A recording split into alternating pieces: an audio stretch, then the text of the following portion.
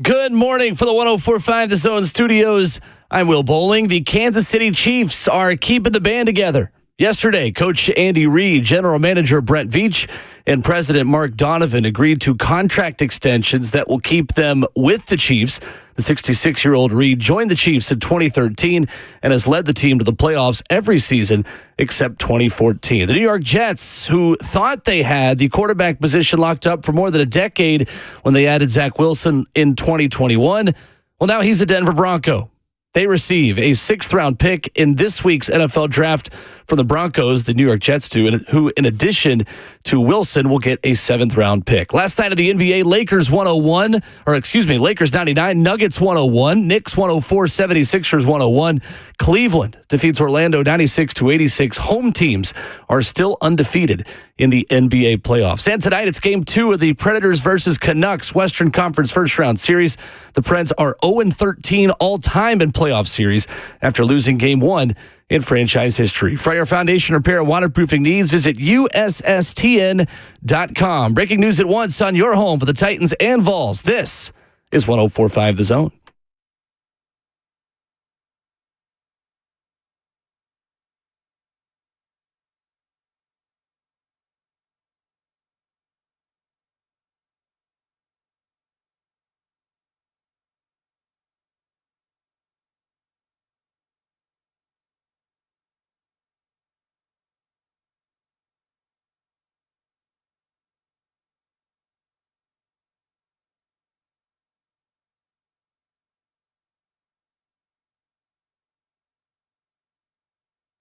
Welcome to your Tuesday morning and welcome to the show. Ramon, Kayla, and Will, RKW is brewed up by 8th and Roast.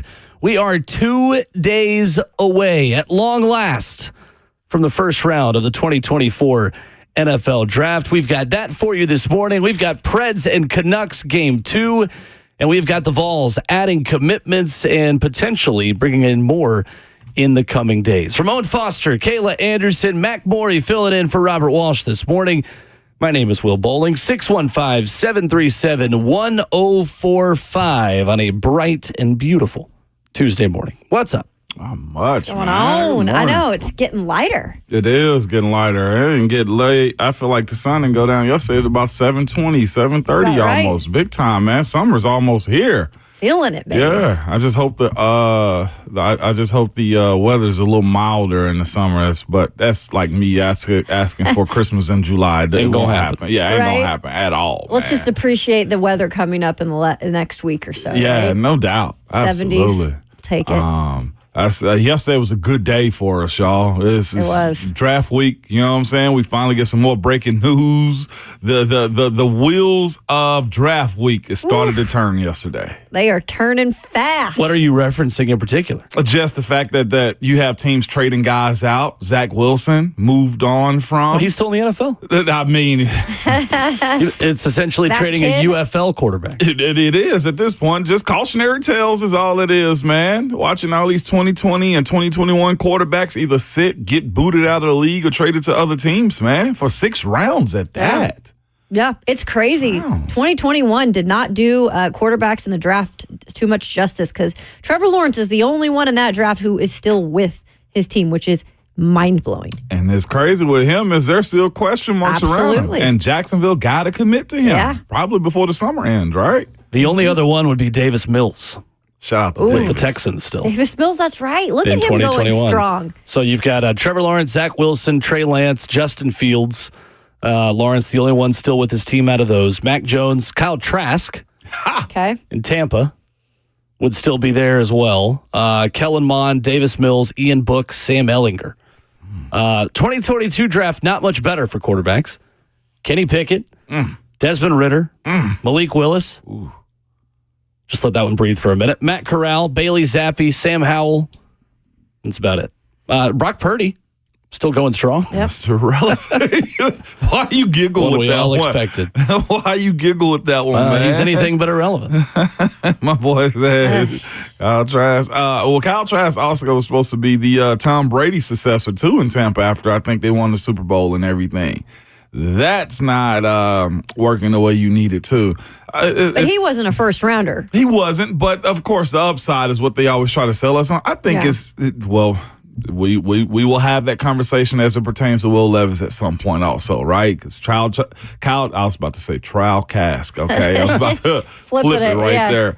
But the second round quarterback, what does it actually mean whenever you don't have the team to support it? And at the time that Kyle Trask was drafted to Tampa, I don't know if they had the team and supporting cast to really pick up where Brady left his fumes at in Tampa. So I just like what yesterday turned into. You got coaches getting contracts. Andy Reid, the highest paid coach in NFL.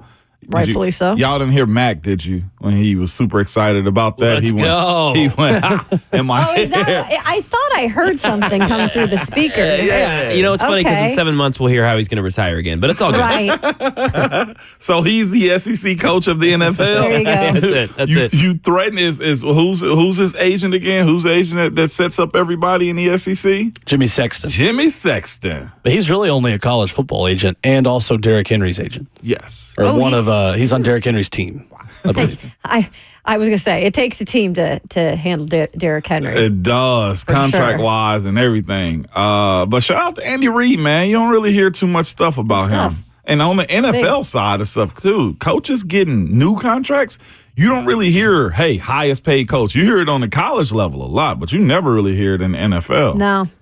ESPN.com yesterday and ESPN's Teron Davenport with an interview with Joe Alt, who speaks about Titans coach Bill Callahan. Quote, I walked out of there on my top 30 visit, for reference, realizing the way he coaches is so black and white. There's no gray area. It's really easy to grow and get better faster when you know what a coach wants and you're able to assess the film and move forward. I like it. I like that, too. I like He's that. Sounds like a guy who wants to be a Tennessee Titan. He's probably going home. Please take me at 7. Please, nobody take me before that. No, for real. But and that's the thing. It's like the secret's out. Like Bill Callahan's the guy as it pertains to growth and development. That's a key thing that this team and specifically this offensive line need. I heard 3HL, and we've all had these arguments on what type of guy do you want to give Bill Callahan. We can say, hey, give him a project, but sometimes it's good to, hey, just give him a gift every once in a while. Everybody needs a layup. You know what I'm saying? Like, if you can't dunk, lower the rim to 8 foot in your driveway. You know what I'm saying? That's what you need sometimes. So. Yeah, give him a diamond that's maybe a little cloudy, but then you got to just clean it up real quick. Clean it up a little bit. That's all you're looking for. I would say if you can't dunk, just sign a tackle that's 6'8.5". Right? If he can't dunk, we got real problems. Joseph of the house alt. Joseph of the house alt. That's big time, man. Big week for them. I can't imagine what their nerves is like this week. Yeah.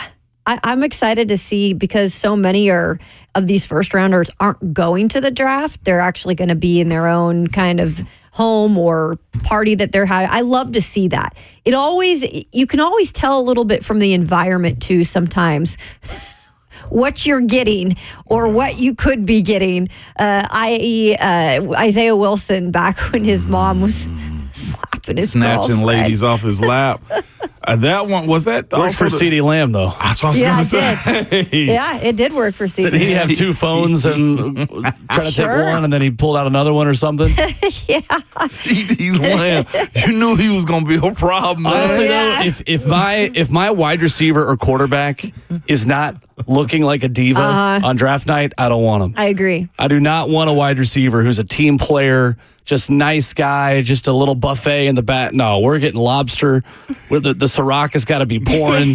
We've got friends everywhere. No, I don't. What did you say? So did Traylon have that set up then? Is that what you're saying? No. I highly doubt it. Traylon did not have that set up. 615-737-1045 is our number. Coming up this morning, Austin Price of AllQuest discusses the latest Tennessee Vols commit yesterday at the wide receiver position at 8:20 with us, plus the latest rumblings in the transfer portal for Tennessee basketball as well. Lots of news on that front as a very busy time continues to the end of the month for Rick Barnes at Tennessee Hoops. We'll talk about that with Austin Price at 8:20. Ron Slay at 9:20. Yeah. We'll have him get as close to making a pick, perhaps, as we possibly can. 3HL and SEC Network superstar. We'll talk some Tennessee Hoops with him, of course, as well. 615-737-1045. Take a look at some of the things Mike Keith told us on yesterday's show, the VOTT, as he talks draft and starts off with what he loves about left tackle Joe Alt. That's next on RKW.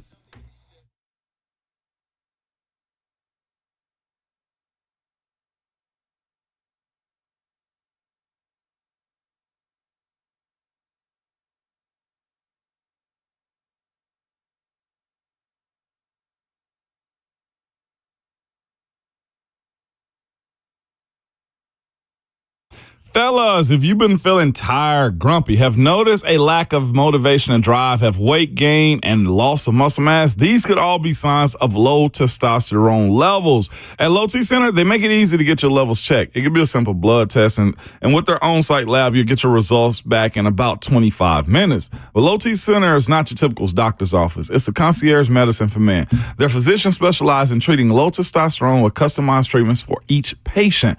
Most health insurance is also accepted for treatment, and they have an affordable and convenient treatment options, including physician-monitored self-inject treatments for established patients that ship directly to your home each month. So there's no need to drive to the center for weekly visits. Right now at Low T Center, it's only $25 to get your T levels tested, with results back in about 25 minutes. Again, in 2024, make your health and quality of life a priority.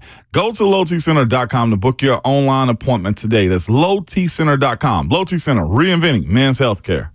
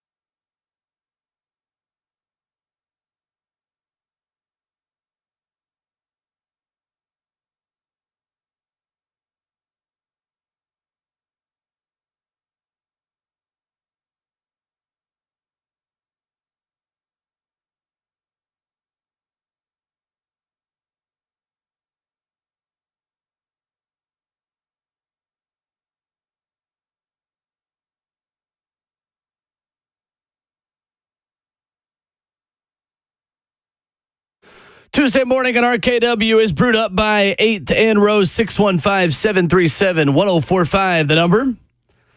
Ramon Foster, Kayla Anderson, Will Bowling, Mac Morey making the show happen this morning. And we begin with the VOTT discussing the Titans draft. Voice of the Titans, Mike Keith, starting with just exactly why he loves Notre Dame left tackle prospect Joe Alt. The reason I love Joe Alt is really threefold. Number one, I love his lineage, that his father, John Alt, was a fantastic offensive lineman in the NFL for the Kansas City Chiefs. So I think Joe Alt comes to the position he's in with a lot of boxes already checked. He knows how to be a pro. He understands what needs to happen overall in order to get better, knows how to work, knows how an offensive lineman is supposed to act in the NFL, what he's supposed to do on and off the field. He's going to walk in being a pro. The second thing I love about him is that he started his high school career as a quarterback and then became a linebacker and then became a tight end and then became an offensive tackle. And what I mean by that is this is a guy who was an athlete. Yeah, he's 6'8.5", 320 pounds, but he is not lurch. You know, that's not who he is.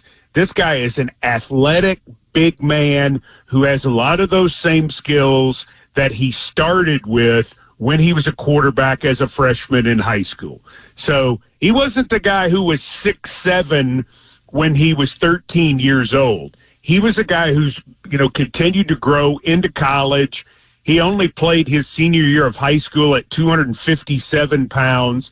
And so his upside is tremendous, especially because he's still 21 years old. He just turned 21 years old. And then finally, the thought of Peter Skoronski and Joe Alt together on the left side for 10 years, maybe longer. Oh, wow. I mean, it's a beautiful thing. So I get the love of Joe Alt. I agree with the love of Joe Alt. And if the Titans think he is the pick at 7, I'll be very happy. I know that. He's not the only player I'll be very happy with at 7, but he would be one on that list for sure for me. Mike, I think he probably gave a lot of Titans fans chills talking about 10-plus years of a left side being taken care of right there, man. But with that being said, if there's a situation at 5 or 6 that Alt's gone, in your opinion, because you've been given a lot of videos on social media, by the way, follow Mike at TENN Voice on social media, by the way. Thank you, Ramon. Yeah, absolutely, Mike. That's a nice plug right there. Thank you. If he's not there, what do you see being the next position of need here? Is it wide receiver? Is it edge or something else? Or do you take one of those right tackles if Alt isn't there? I think what you're doing at that point is I think you're continuing to try to take a top 5 player on your board. If you're picking at 7, and I mean, I think if Alt is taken at 7, then he's a top 5 player on your board, a non-quarterback. Of course, the Titans aren't in the quarterback market. So to me, that's the key. Is it one of those wide receivers? Is it one of those edge rushers? Is it a corner? Is it another one of the tackles? Do you have that kind of grade on another one of the tackles? I just think from a foundational standpoint, from a structural standpoint, if the Titans are sticking and picking, take a player who is going to be one of your top 12 on the roster for not only this year, but for years to come. I don't know how they will be graded. I don't know how they have been graded. I mean, certainly the Titans have done all of their gradings. We don't know trade-wise and probably won't know until, I would think, tomorrow, Wednesday, maybe into Thursday, what's going to happen above them. And we're gonna watch New England at 3. We're going to watch Arizona at 4. We're going to watch the Los Angeles Chargers at 5. And what those 3 teams do certainly can affect the Giants at 6. They may be a candidate to trade up. And then the Titans will see how much shaking has gone on and will know what they have. I mean, do I like Marvin Harrison Jr.? Yes. Do I like Malik Neighbors? Yeah. Do I like Roma Dunze? Yes. I mean, so you're going to have some choices right there if you stick in pick at 7.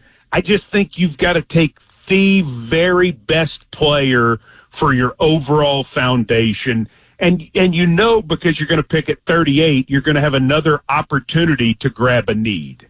Voice of the Tennessee Titans, Mike Keith, joining us this morning on Ramon, Kayla, and Will. So we were talking about you're so fun to follow on social media, and you're giving, some important lessons, Mike. And I knew there was one on trading down most recently that you talked about, trading down in the first round. And you said, maybe easier said than done sometimes. It's fun for us to do these mock drafts, but what's the lesson maybe people should know out there, Mike Keith, about this? That you may not get an offer.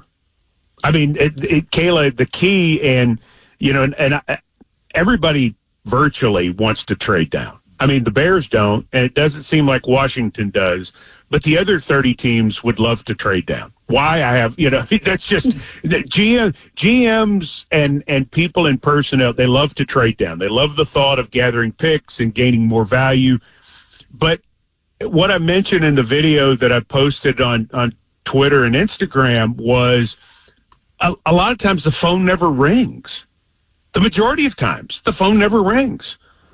I had a GM who used to get really annoyed with me when I would ask him about trading down or why you didn't trade down or why. We never got a call. or somebody called us and they made a horrific offer. They called and they said, "Yeah, we'll trade down we'll give you a 7." It's like, well, no, we're not doing that. And the other part of it that is such a key, even if you get a call and even if you get a fair offer, it's like, say you're trading down 6 spots. Well, you've got to have a pool of players that you say, if we drop down 6 spots, one of these guys that we have graded highly enough will be there. One of 3 or 4 guys will be there. I mean, the Titans are in a prime position to trade down if they get a call, because maybe 3 or 4 guys would be there. But are they going to get a call? Because it feels like, if the 4 quarterbacks go ahead of them, then they may not get a phone call. It all may be done ahead of them. And so you've got to consider that. So when thinking about trading down, there's some things in the math equation that have to happen. I think if the 4 quarterbacks go early, go in the top 6, and the Titans really don't have a chance to trade down at 7, I wonder if the trade down opportunity might be at 38. If that's a better place when people are reaching and grabbing for what they love so much from the board the night before. So that's a thought that has been discussed some. I love all the discussions. I love it. I love it. I think it's so great. I read everything. I know what you're saying, people. I love it. It's so much fun. I'm into it just like you are. And the discussion at 38, I think, is a lot of fun and maybe more likely about trading down in that second round spot if the 4 quarterbacks go in the top 6. If the 4 quarterbacks have not gone in the top 6, then things may get really wild for the Titans at 7. Mike, when you look through the history of this Titans team and different off seasons where they have been aggressive, adding a lot of big money free agents in the way that they have this off season, how unique has the plan been for Rand Carthon this off season compared to past Titans teams and just the amount of aggressiveness that he has shown in free agency so far this year? The most unique ever, Will. The most unique in the history of the salary cap era.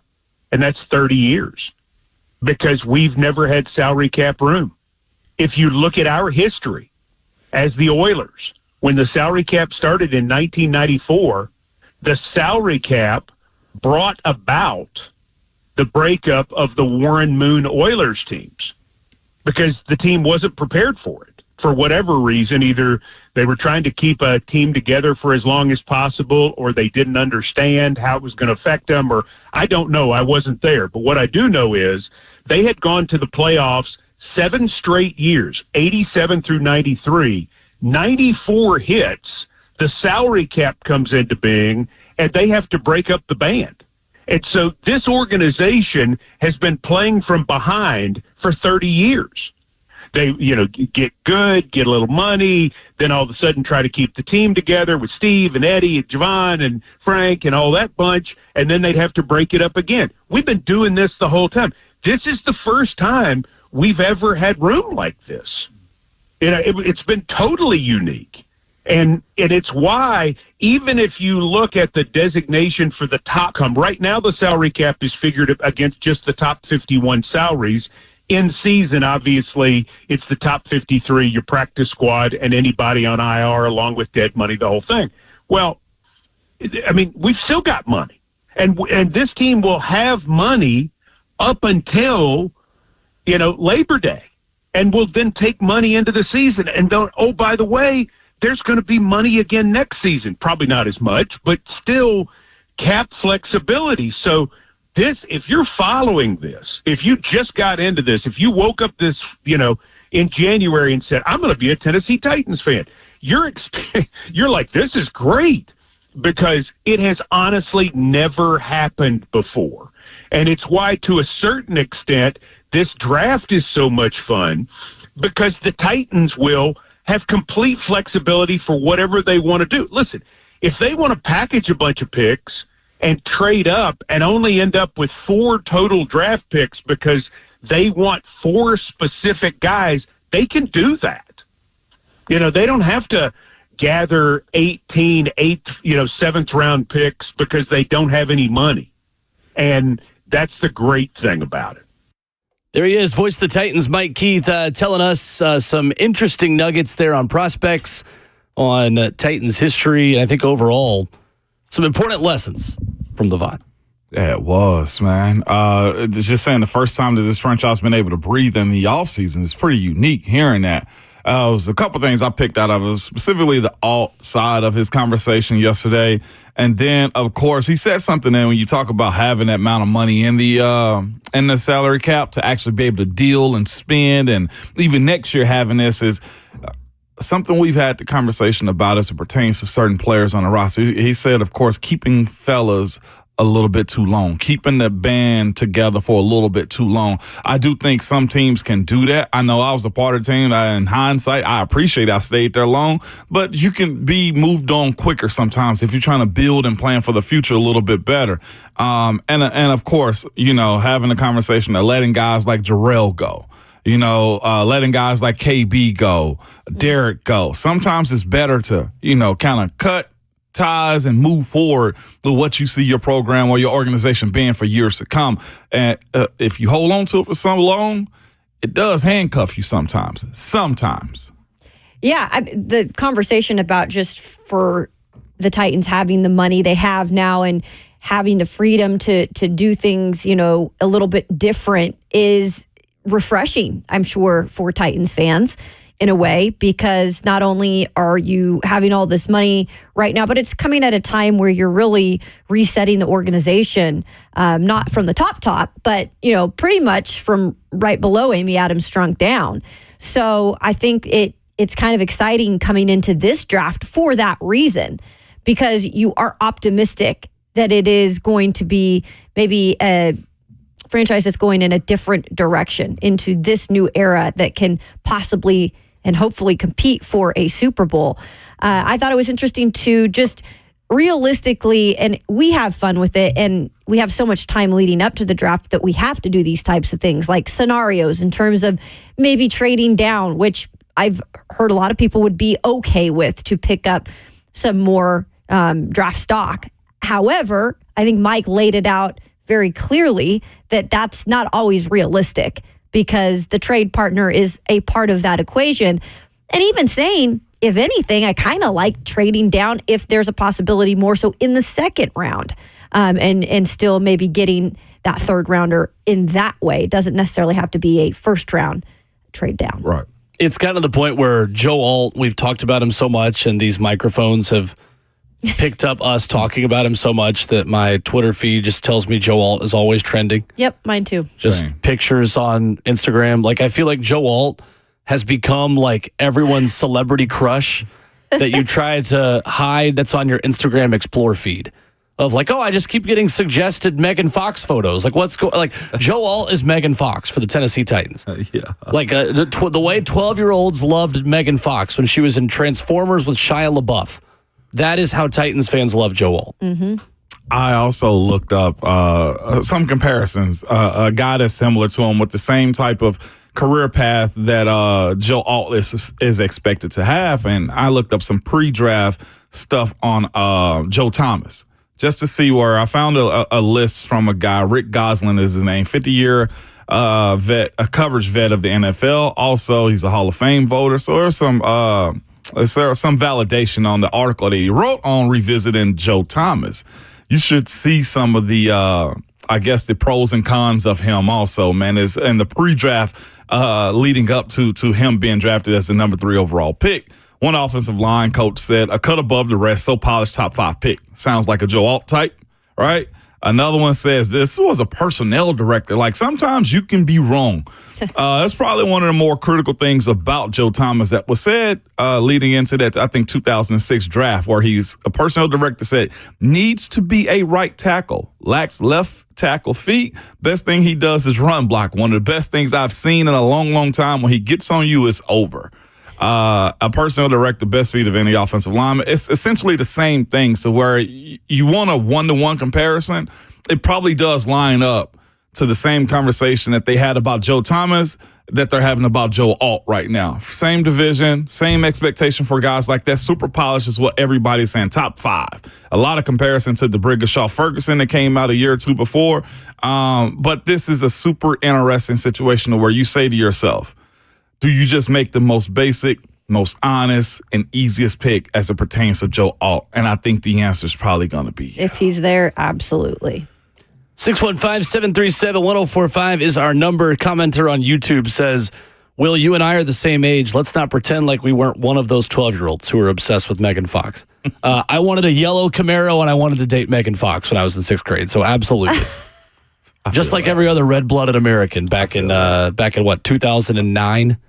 It's about right. 615-737-1045. Look out, Mom. Zach Wilson's going to have a new home. We'll talk about it next.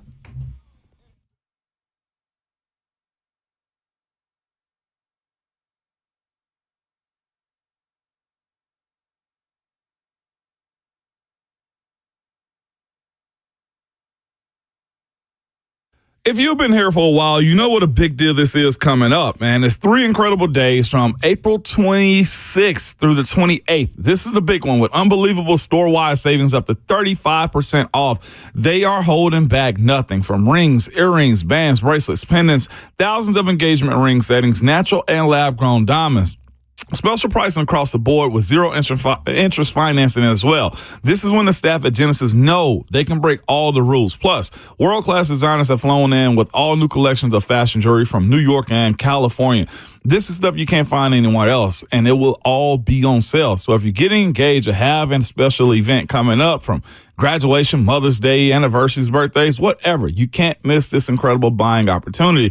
True thing is, diamonds don't expire, okay? So don't miss the expanded selection and extreme value pricing where people drive for hours to be a part of this. Mark your calendars this weekend, April 26th, 27th, and 28th, exclusively at Genesis Diamonds and Luxury Pre-Owned Rolexes. They're located in Green Hills and Cool Springs. See store for details.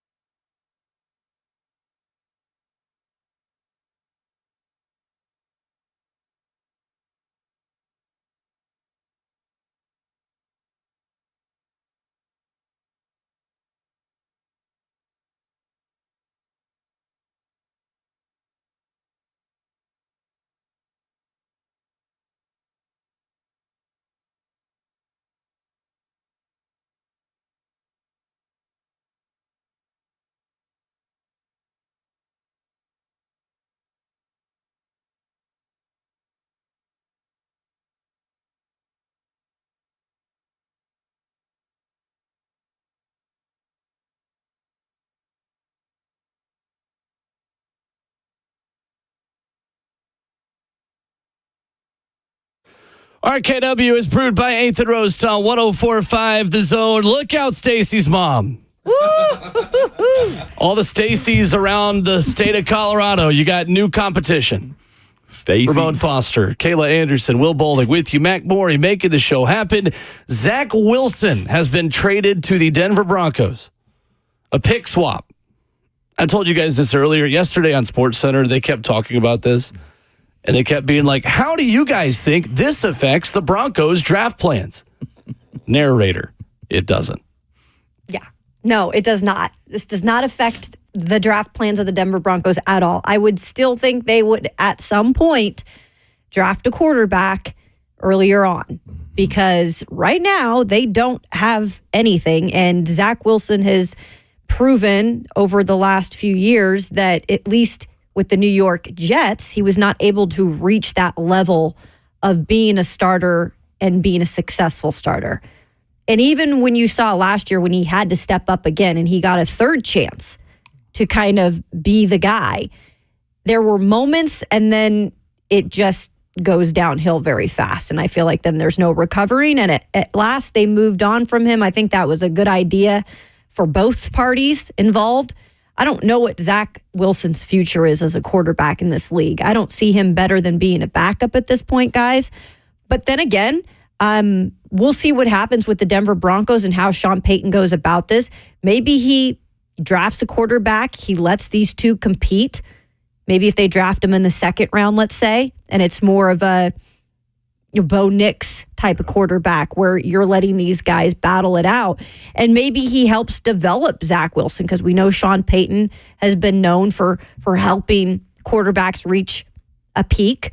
So we'll see what happens there, but I just don't see Zach Wilson in any crystal ball situation being a starter moving forward. But he could be the backup there. He could right now on the Denver Broncos roster, again, which is why that trade is easy to make right now. At quarterback, Ben DiNucci and also Jarrett Stidham. Yeah, Stidham would be QB1 as of right now. Sure. It's interesting, too, just looking at the profiles of the quarterbacks on this roster and Zach Wilson, too. I mean, Jarrett Stidham, 6'3", Ben DiNucci, 6'2", and Zach Wilson's about 6'2" also.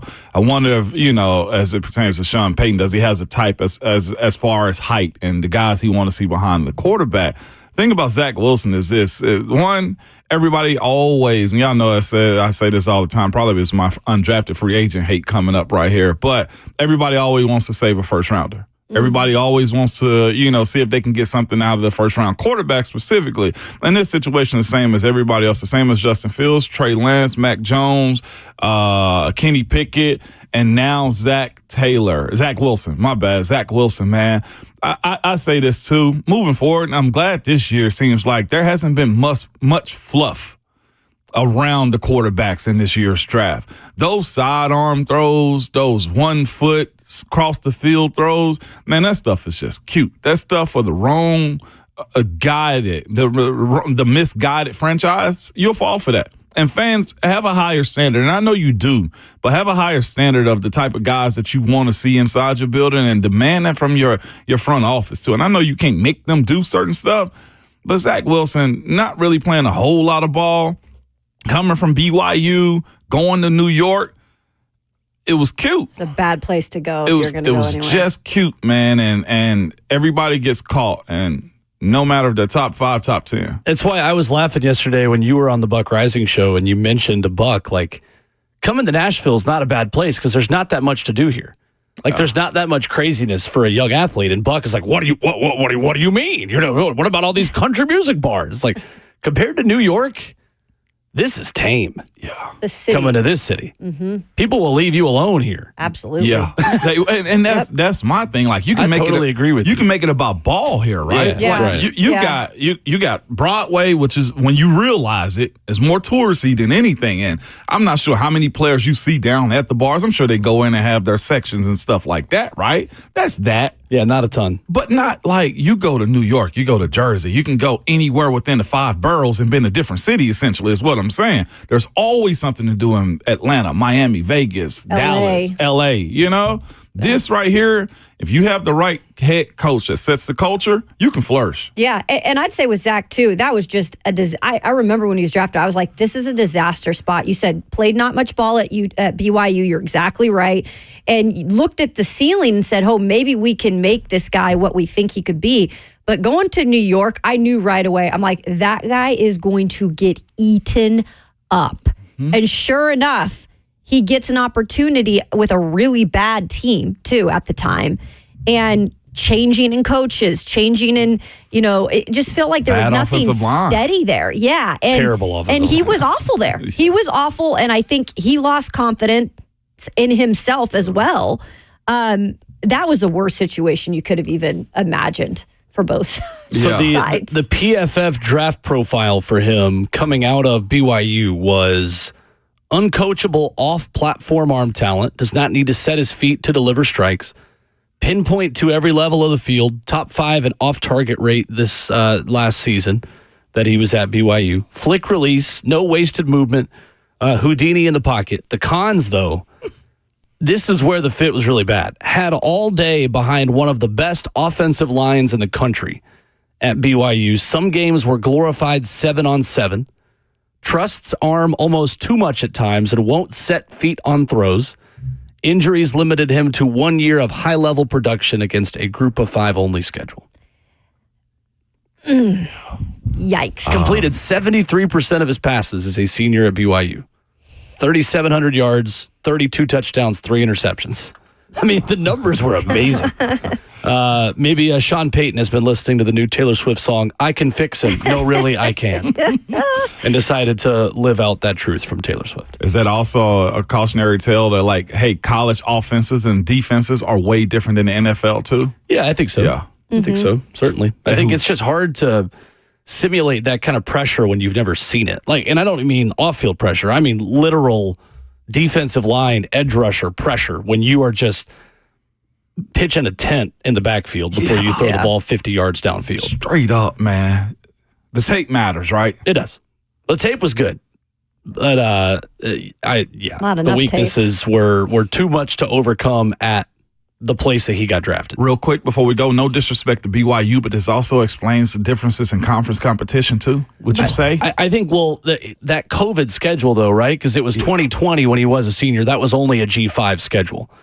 Okay. So as an independent in 2020, when everyone else was only playing conferences, BYU only could play G5 teams. So is that season. What I'm getting to is Brian Callahan's assertion that he likes big profile, big team, big college team players. The difference, the clarification I'm making, though, is that season, even more so, it was harder for players outside of Power 5 because you couldn't play other conferences. Like Zach Wilson's schedule that season, Navy, Troy, Louisiana Tech, UTSA, who coincidentally looks like the Broncos now, Houston, Texas State, Western Kentucky, Boise State, North Alabama, Coastal Carolina, San Diego State, UCF.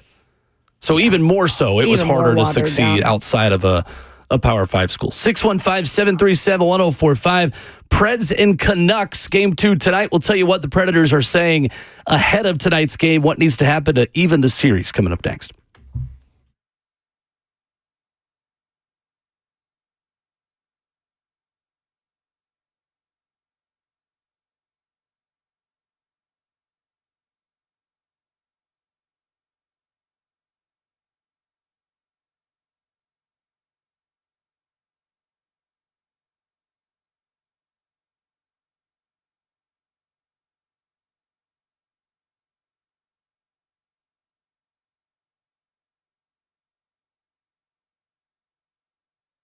What's going on? It's Will Bowling to all of my facility managers out there. How are your plumbing fixtures doing? Have any clogs in a sink or two? Maybe there is an annoying leak.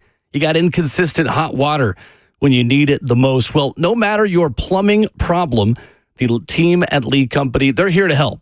For over 80 years, their expert technicians have been here to make your life easier and keep your place of business running efficiently. Available 24/7, 365.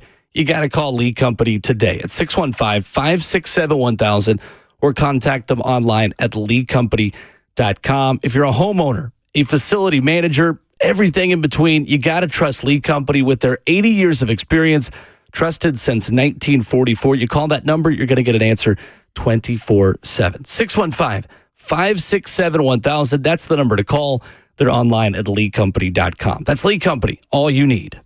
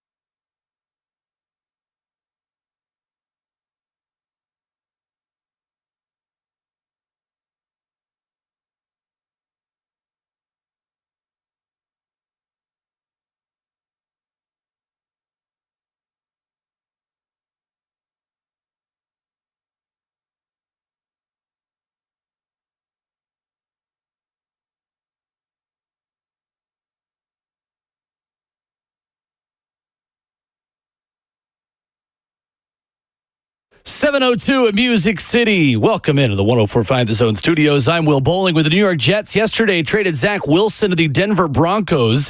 The Jets get pennies on the dollar. They will receive a 6th-round selection, number 203, in this week's NFL Draft from Denver, who, in addition to the former BYU quarterback, will get a 7th-round pick number 256. Coach Andy Reid, General Manager Brett Veach, and President Mark Donovan have agreed to contract extensions that will keep that trio with the Kansas City Chiefs. Andy Reid, at 66 years old, joined the Chiefs in 2013 and has led the team to the playoffs every season except 2014. Some close ones last night in the NBA where the Nuggets beat the Lakers 101-99, Knicks 104, 76ers 101, Cleveland 96, Orlando 86. No, we can't hear the song yet, Orlando Magic fans. The home teams are still undefeated in the NBA playoffs. And coming up tonight, it's Game 2 of Predators versus Canucks.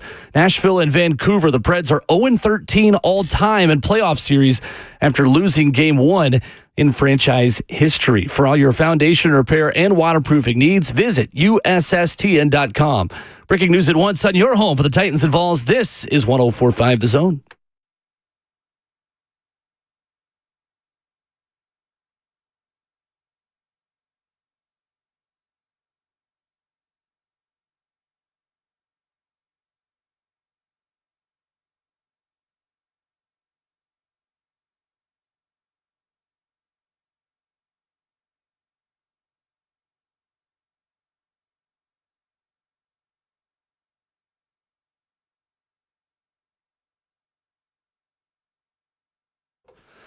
Seven a.m. in Nashville as hour number 2 begins on Ramon, Kayla, and Will.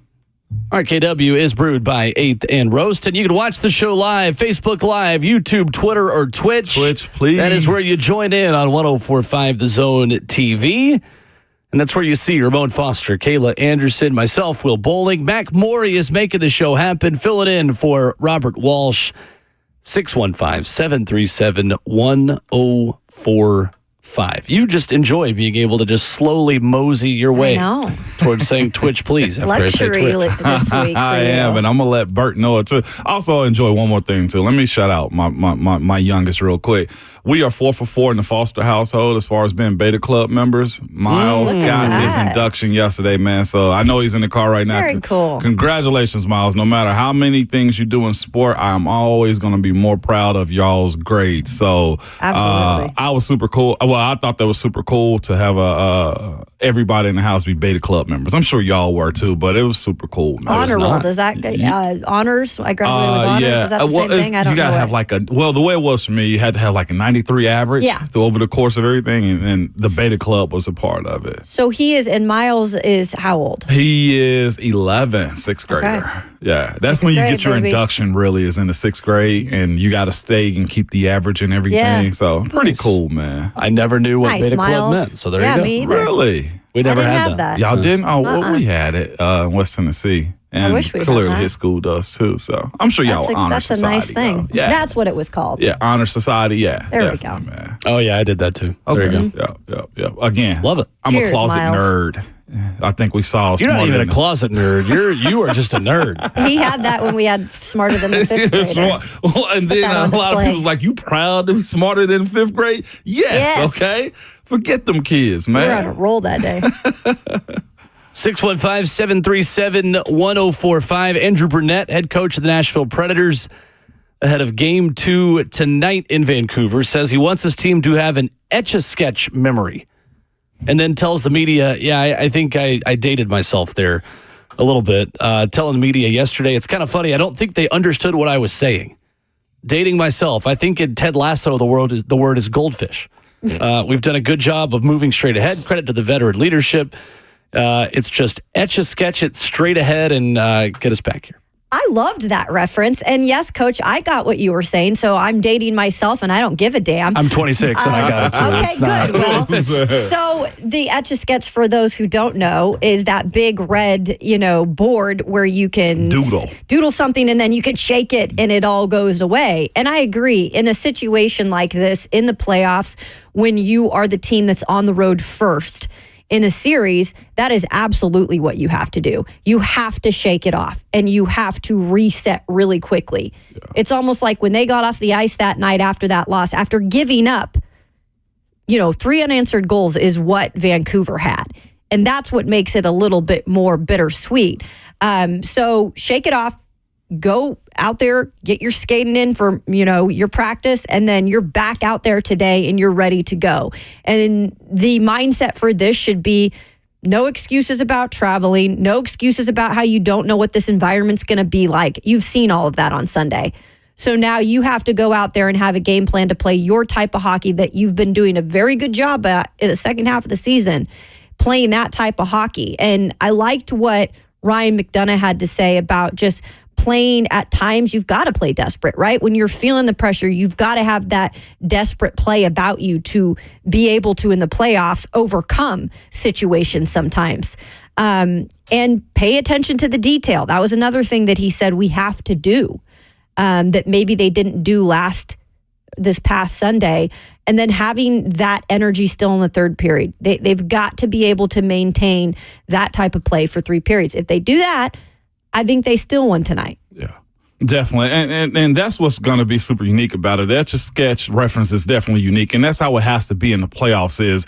And the beautiful thing about that is you get an opportunity to get 2 at home at their place. You know what I'm saying? So maybe the first game was a shocker and you didn't realize, all right, what the home crowd meant for you. I think now the anxiety of winning, because you have to have that a little bit too, knowing that, look, you can split 1-1, come home and try to steal the 2, because Nashville, Bridgestone is going to be hot. Rocking. It's going to be rocking. It's going to be toxic all across the board. And that quick memory that you always speak of with the idea that, look, let me break down every single thing they did to us this week. The 2 goals in 12 seconds.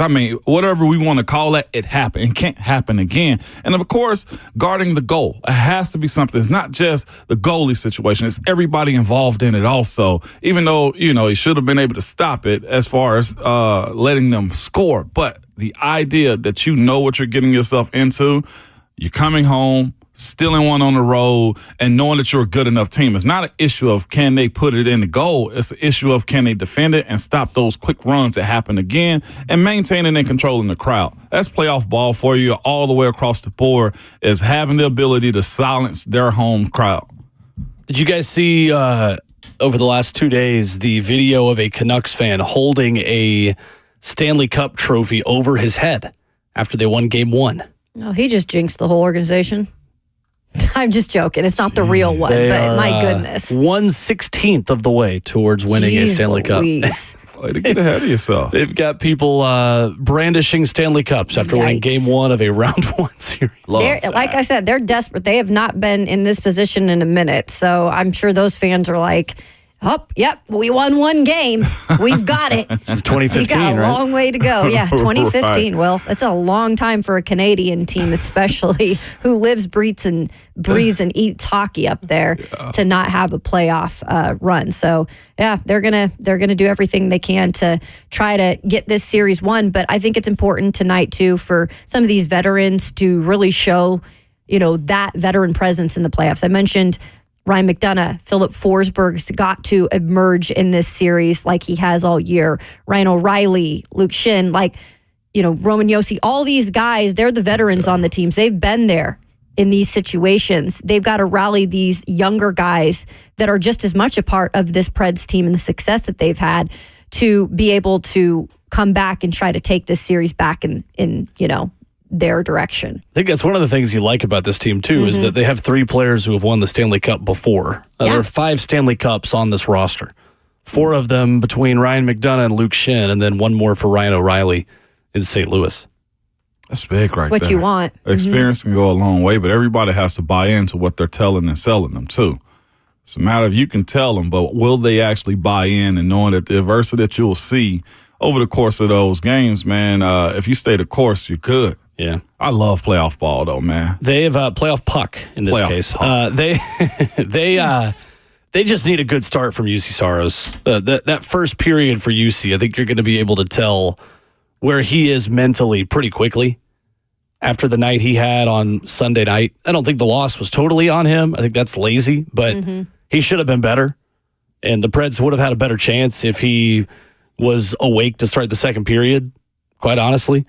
And look, Thatcher Demko made some really, really big saves in this game, especially in the first period, within about the first 5 minutes, to deny, I believe it was Luke Evangelista on the doorstep and that line for the Predators. And the UC Soros is going to need one of those moments, it feels like, in order for the Preds to win this series, and need a couple of those robberies. And I think just for his own play in the postseason, to give, we talked about this yesterday, to give him maybe some added confidence in his postseason play, which hasn't had a ton of experience doing it. And when he has, it's been okay. It hasn't been next level.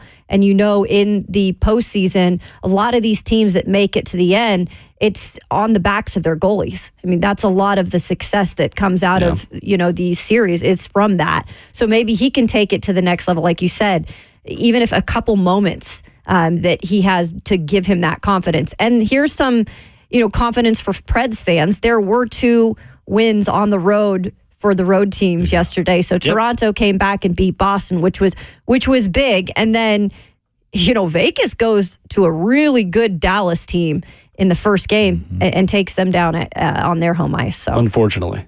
Yeah. Always preying on Vegas' downfall. Dang, it was Vegas. Anthony Beauvillier who was stonewalled at the doorstep the other night. But yeah, you're right. That was the first win for Toronto over Boston in 2 years.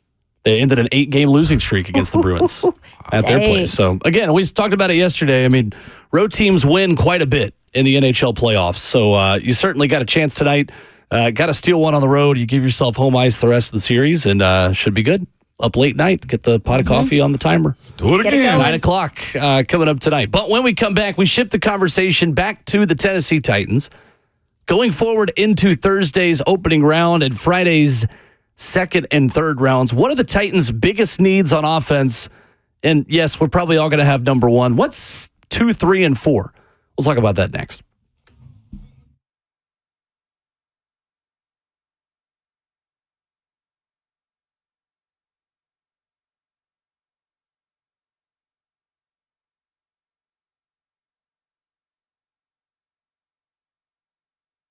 It's Ramon for Artisan Custom Closets. Listen to me. Make your home into an oasis of calm before the summer with Artisan Custom Closets. With custom storage solutions that are made to suit you, your style, and best of all, your budget.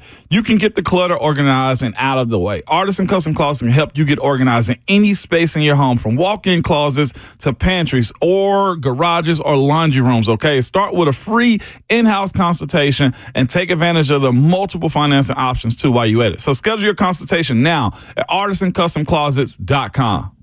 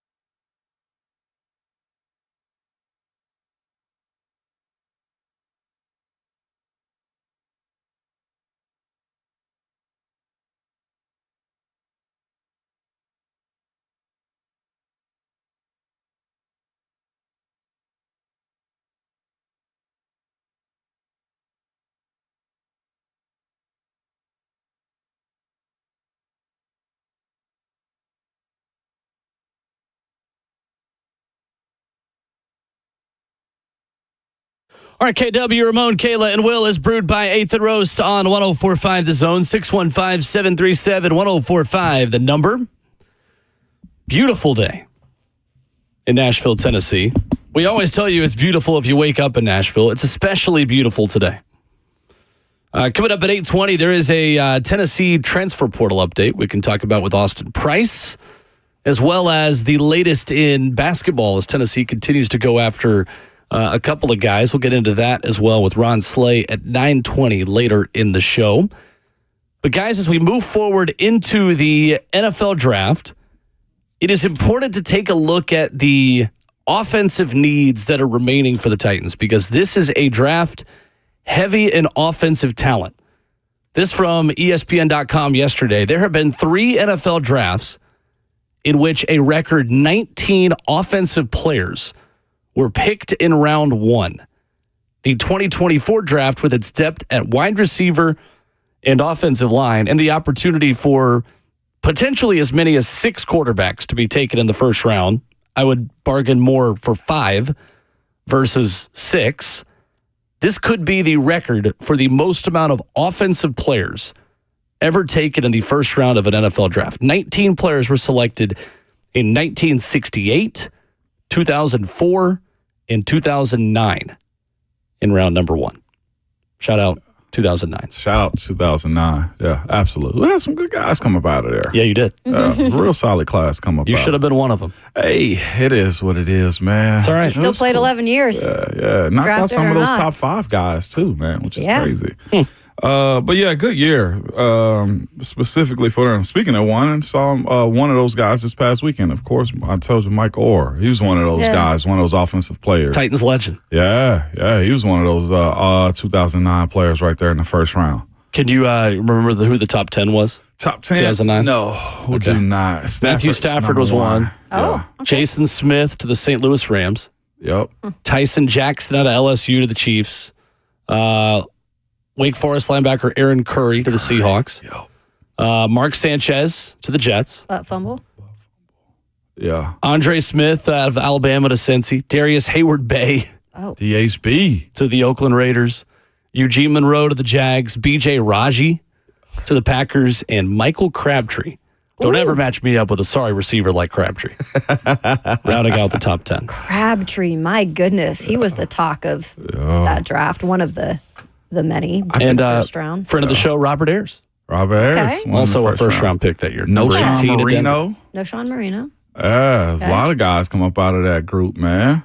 Yep. bad. Solid class. It turned out to be solid. Rings got out of that class. B.J. Raji was good. Aaron Curry is probably one of the most side-eyeing picks of that year, though. Wake Forest, you said? Yep. Yeah. Yep.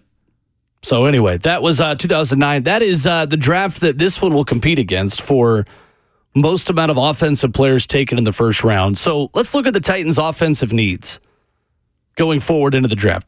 Do we all agree that left tackle is number 1? Yeah, Yes. definitely. It feels pretty obvious. What's number 2? Number 2, for me, slot wide receiver. I think that's probably a bigger need at tight end, but I want to go slot wide receiver because of what Coach Callahan has shown that his offenses do with wide receivers. Like, as much as we talk about what Cincinnati was capable of doing with their wide receiver, what was his name? They ended up going to the Jets. Tyler Boyd? No, tight end. They ended up going to Uzomah? Uzomah. Like, his involvement was good, but it was sporadic. I think there's a bigger need for a solid slot guy. Until we see something out of Traylon Burks, I think the wide receiver position is one of those ones that if you can get one in the second, or if you do happen to trade back at some point and get a 3, you take a solid slot guy. Because again, the way I view it, in my opinion, you got Calvin, you got D-Hop. You need a third guy after that, especially if D-Hop's out for a game because of a pinky, or they're double teaming Calvin. Like, there has to be somebody to carry the chains until these tight ends can somewhat prove themselves, or Traylon steps up. Yeah, and looking at that slot position, because I do think that that's one of the biggest needs after left tackle. And I'll get to my justification of not picking right tackle before that, going slot before that, because if you really look on this roster, you can say, okay, we've got the outside checked for the most part in our 2 veteran wide receivers. And you just obviously brought in Calvin Ridley, and you've got D-Hop. And look, they're on the older side. They've got, probably their best football they're playing right now, and D-Hop maybe even over that, but still playing very solid football. But then you look at that slot position, and even when they brought up the slot position and the need there, they didn't even mention Treylon Burks in terms of that actually being his more natural position at Arkansas, where he thrived more so in the slot. They didn't even bring his name up when they talked about him here in the slot position. That was Kyle Phillips. That was even NWI's name getting brought up in there, which they re-signed to a deal here. And if you look at Kyle Phillips being the more obvious one at that spot, guys, the 2 years of production here has been little to none. I mean, the guy played in 4 games his rookie year because of injuries. And then last year, he upped it a bit and played in 9 games. But injuries still reared their ugly heads at times for Kyle Phillips.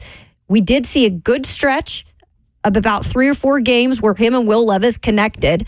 But there's not that consistency there that I have seen from Kyle Phillips, another guy that has had no touchdowns. We've mentioned Treylon Burks had 1 in his 2 years here. Productivity-wise, at least in terms of points, like he doesn't have any of that either.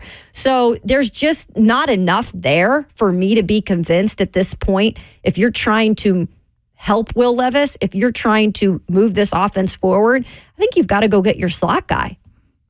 The moment that Kyle Phillips needed to continue on was his rookie year when he had that special team, when he was making special team plays, and then he got injured. If he could have built a platform from that point on, he'd have been good, I think, as a pro. It's just that when you get behind the 8 ball sometimes as it pertains to a guy like Kyle Phillips, who's a later round pick, it's a specialty piece essentially, you can't miss games. You just can't. How much of his injury issues are because of the system that he was in?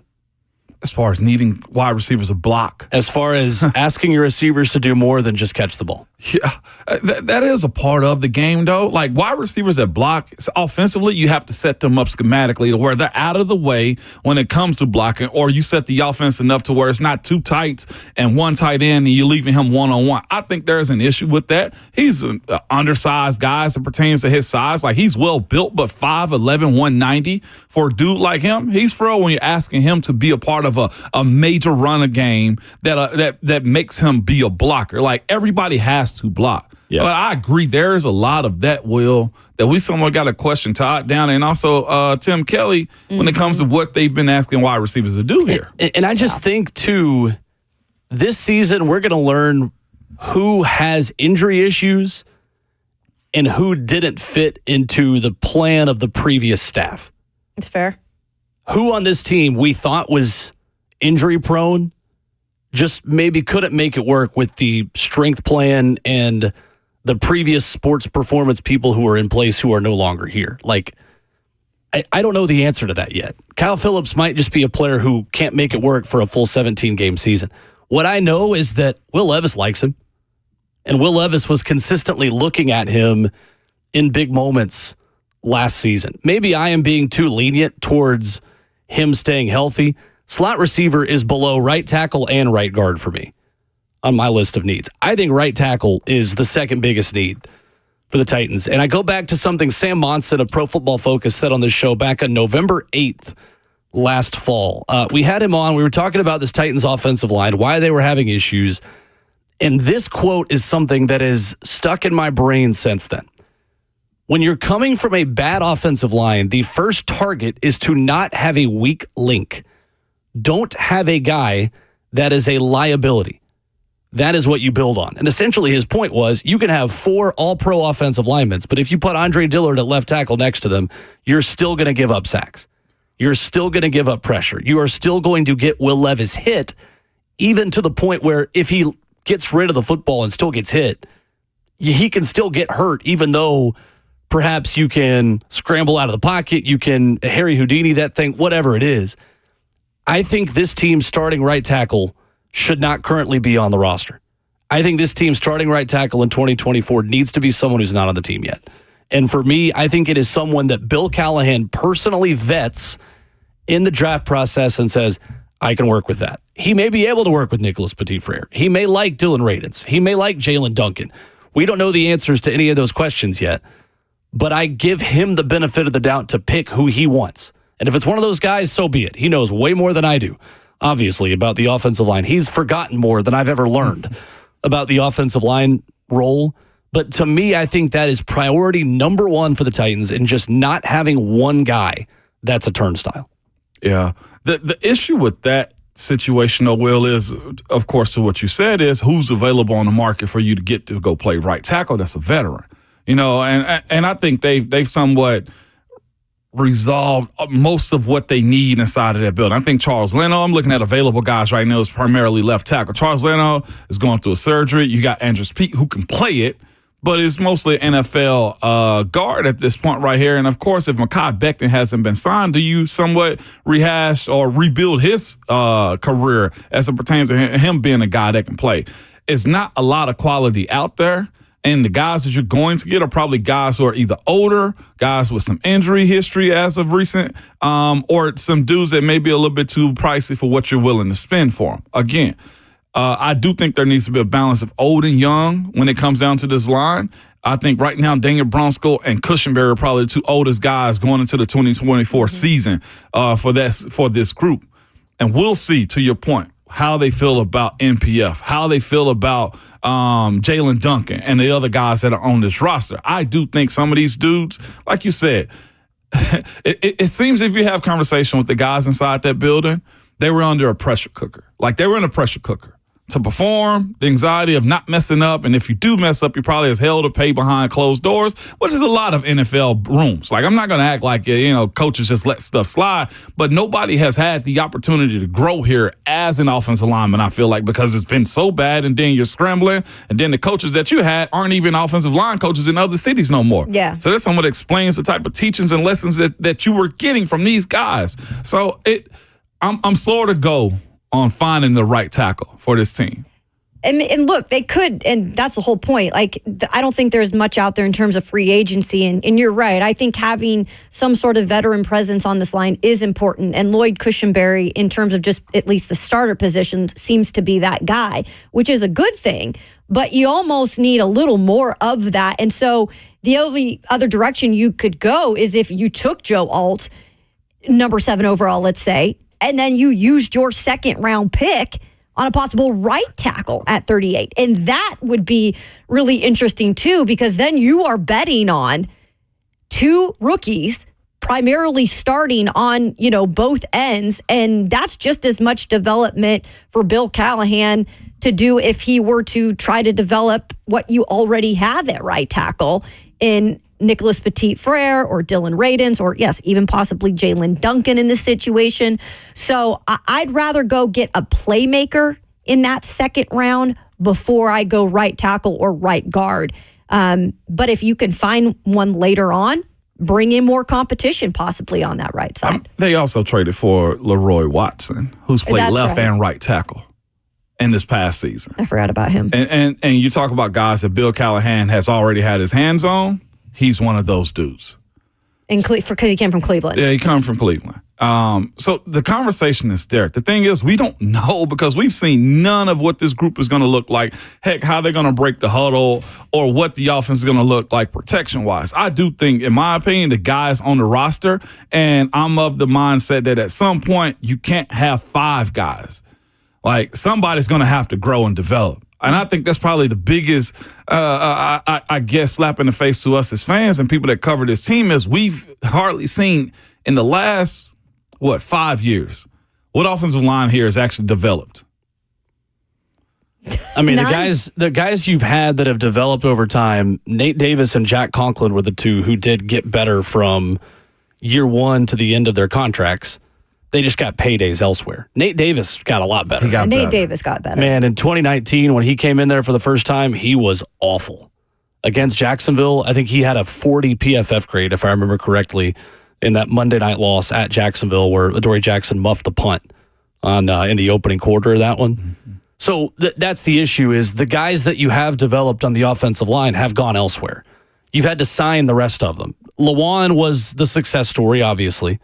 Taylor, who you drafted in 2015 at that point, who comes in, or 2014, I should say, at that point. But I think that's where it gets challenging for this offense is that you didn't keep any of those guys you developed other than Taylor. And Saffold, you had to go sign. Ben Right. Jones, you signed. Nate Davis went elsewhere, and Jack Conklin went elsewhere. And you whiffed on Isaiah Wilson completely. So you didn't even have time to develop him. And then it's been minimal development as far as Dylan Radin's concerned, too. Right. And he was a second-round pick. And NPF. And who else is in the fold right now as far as this team's concerned? I mean, even Jalen Duncan. Jalen Duncan wasn't supposed to play last year. He was, what, a 6th-rounder? 6 or 7 rounder. I mean, he's a developmental guy from the get-go. Oh, yeah. And we're mentioning guys, of course, they're supposed to be role players for you that became starters. And we're talking about, how they're supposed to be good. No, these dudes need time. 6th-round picks. Yeah. Like, this dude is supposed to be good. And Nate's situation even last year, like, in the 23 season, his overall PFF grade was a 52.9. So, again, he got good for the contract year, and then you have him in and out of the lineup and not holding up his end of the bargain. But he gets another opportunity playing next to Darnell Wright this year with Chicago Bears. We'll see how that goes for him. So as far as the numbers go between Dylan Radins, Nicholas Petit-Frere, and Andrus Peat last season, Nicholas Petit-Frere in 66 snaps gave up 3 sacks and had 11 pressures. Dylan Radins, 36 pressures, allowed 5 sacks in 455 pass blocking snaps, had 11 penalties as well. I think that was the red flag on Radins last season. Was a pretty good run blocker, but played 504 snaps total at right tackle.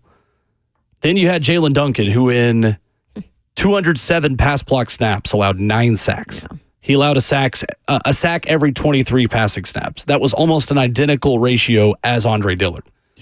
I don't think they wanted to have him on the field last year at all. And then Andrus Peat last season had 476 pass blocking snaps at left tackle, allowed 2 sacks all year. I think that's the best option available right now is just signing Andrus Peat and saying, you're over on the right side again. Did he make a free agent visit here? I feel like yes. Yes, he did. So they got a profile on him. He may be one of those later in the They've got time. and camp signings right there after OTAs. Mike said, to Labor. I mean, they've got Labor Day. Like, sign whoever you want. And you could make the argument that Andrus Peat could be your left tackle and Malik Neighbors could be your slot receiver. Yep. So, I mean, the guy allowed 2 sacks last season in 14 games, and he's just sitting there on the street. If you really wanted to go Malik Neighbors or Brock Bowers or Roma Dunze, then Andrus Peat might be your left tackle. You okay with that? Yeah, I live that life. I would. It's a 1-year rental. We'll see how it goes. It's not the worst option. No, it's not. So to cap this off, too, my top 3 needs for this team was tackle, slot receiver, and I also threw this in there for free. A solid third running back. Oh, you're going running back over tight end? Because we don't know what Julius Chestnut is. Okay. And where in the heck is Hassan Haskins? I love the 2-headed monster that you have. But that's just me thinking outside of the box as far as trying to build up depth, quality depth too. What we say, what Mike Keith said the other day, your 12 solid guys you got to have on the roster, like where are they at? You know what I'm saying? And behind those dudes, where's the drop off at? And you can't have a drop off if you have Pollard or Tajay out at some point in time. The offense can't change is what I'm saying. That's why I'm almost fine with going and getting a tight end a little later too, because I think this room could use some competition. 615-737-1045. We'll take more of your reaction to that topic of the Titans' biggest needs coming up next. We'll also take a look at the newest look in the NFL and why I think it's the worst new look in the NFL coming up next.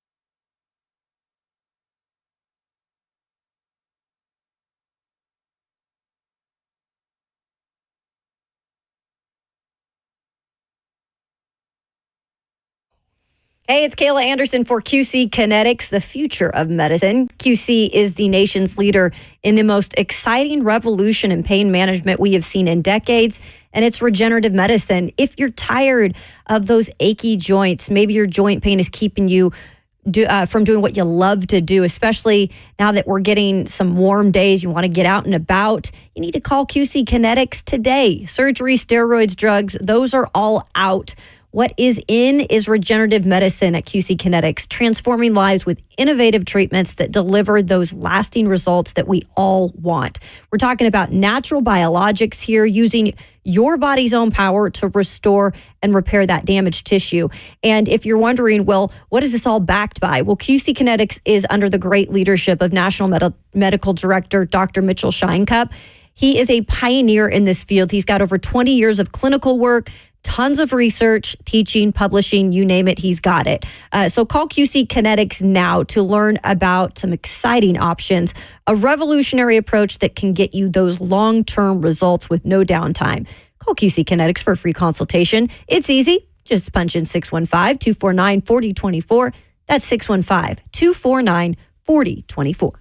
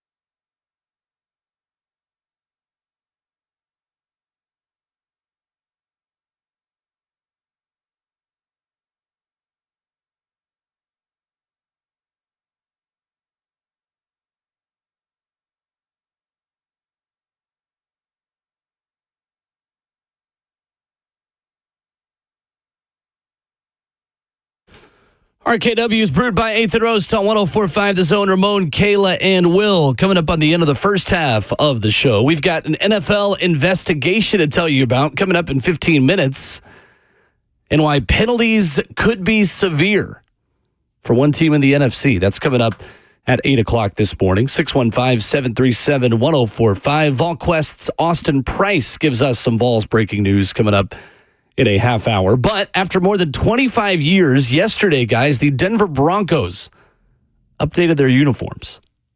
And I hate them. I genuinely hate them. I think of all the rebrands that have been done this offseason between Detroit, the New York Jets, the recent rebrand by the Arizona Cardinals, I think these are by far the worst. They look like UTSA or UTEP. They look like a G5 college team in the state of Texas. Reminds me, just the Houston helmets remind me of a arena football team. Ugh. Yeah, the Texans rebrand was not great either. But at least their primary jerseys weren't terrible. Right. It's their alternate that's just wretched. It is, and everybody's trying to create a new wave. This one right here, as far as the Denver Broncos, to me, just seems a little bit too futuristic. Like Nike's over these jerseys, I feel like in the NBA and in the NFL, them in baseball, like that's just like a smidge too much. They almost look like a dose of Florida. Also, when you look at the Broncos jerseys, it look different, man. Chicago Bears. I'm getting more other teams than I am the Denver Broncos out of this new jersey look for them. Yeah, something about the shoulders, like the design on the shoulder or something that I'm not loving. See, necessarily. They look like they're supposed to look like the mountains. Okay. And instead they look more like a lightning bolt. They look and they're like in a the bolt. same division as the Chargers. You're right. Well, They look like bolt. the Chargers. Yeah, this is That's not what it okay. is. They should have just gone back to the 70s jerseys, which they said they can now wear as throwbacks. Those are so beautiful too. Because they can have the helmets to match, right? The 1977 jersey with the lighter blue helmet, the orange crush look. That is chef's kiss. Those are the ones right there that are necessary. Again, they'll end up going back. This is probably a one-off right here for them. It'll be fascinating to see if they catch this wave again. New regime, new era, new ownership. I guess this is their little touch on all things Denver at this point right now. With their new quarterback, Zach Wilson. I mean, he's out here just doing this thing. He's closer to home, though. I mean, it's a good thing for him. It looks more like Zach home Wilson. over there. I'll tell you that much. Utah and Denver, very similar in terms of landscapes. It does look like lightning bolts on the doggone sleeves. What bugs it's me not is like okay. something. That is not okay. Yep. They should have just went to the 70s ones with the D on the side of the helmet, That's all you man. had to do. Keep it simple. Got the best look in the NFL. Best primary jersey, not throwbacks. Best primary jersey in the NFL. Has to go to Miami. Okay. Solid answer. That works. Miami. The primary look, Miami. For me, it's the San Francisco away jerseys with the shadow numbers. The white jersey with the red numbers with the shadow and black behind the red numbers, and the gold pants with the gold helmet. That is by far the best uniform in the NFL. I think a lot of people would probably like the Cowboys too. That never changes in terms of just the traditional look. I don't love the Cowboys, but I think their jersey primary one is pretty basic. I thought the Commanders had a good look until they changed theirs up. I think theirs is lower on the totem pole now. I used to love the Washington Commanders jerseys. The original ones look real good. They got away from it. I don't like it anymore. We are Commanders. Bum, ba-dum, bum, bum, bum, bum. Matt on Twitter, at Ramon Kayla Will, writes in, first thing I thought about when I saw the Broncos' new jerseys was Beach High School Buccaneers. That is 100% accurate. Wow. That's wild. I did not put that together, but that is 100% accurate. They look like Beach High School. They do look like the Buccaneers. Oh, my goodness. Because a lot of times you have high school teams that will, on purpose, imitate NFL teams or college teams. Like Gallatin looks like the Green Bay Packers, so they have the Green Bay G. Never before, though, has a pro football team tried to imitate a high school team across the country. And that's clearly what the Denver Broncos did with Beach High School. That is 100% fact right there. That's really funny. It is. That is really funny. 615-737-1045. Take a couple of your phone calls coming up as we begin the second half of the show. We've got an NFC team that is under the NFL microscope, could get some draft penalties. We'll tell you why And we'll give you Bruce Feldman's anonymous quotes on wide receivers. Oh, it's anonymous quotes season in the NFL draft. We got more of them hot and fresh out the kitchen coming up for you next.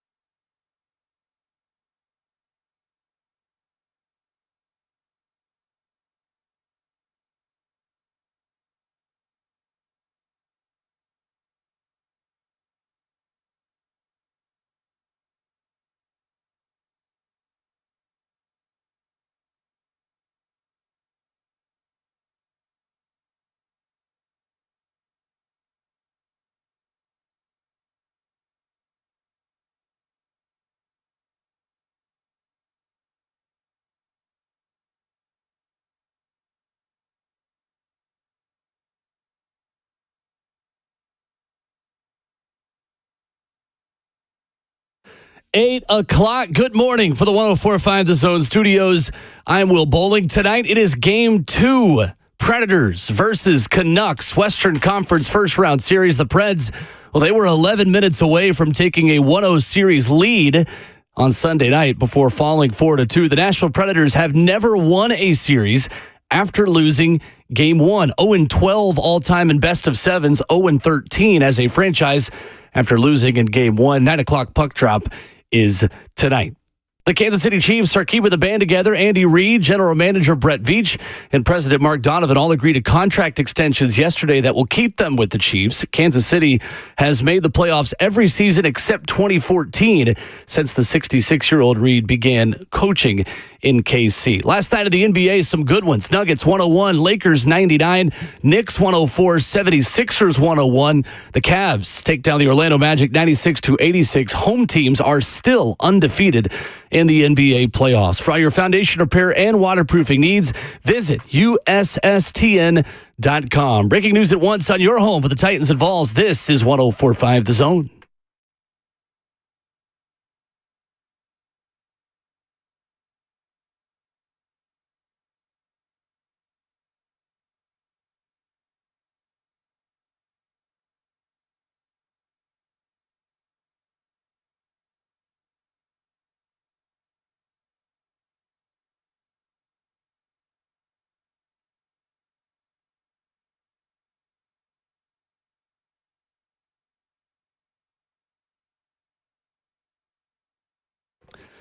Second half of the show on a Tuesday morning edition of Ramon, Kayla, and Will. And RKW is brewed by 8th and Roast. 615-737-1045 is how you join us. Austin Price will join us coming up in 20 minutes. VolQuest and On3 writer with some news about a Tennessee player who many thought were entering the transfer portal, who now looks to change path in college football. We will talk about that with Austin in 20 minutes. Get the latest rumblings on a number of big-time targets, including one on campus this week on the basketball side of things as well. Ramon Foster, Kayla Anderson, Mac Morey filling in for Robert Walsh this morning. I'm Will Bowling.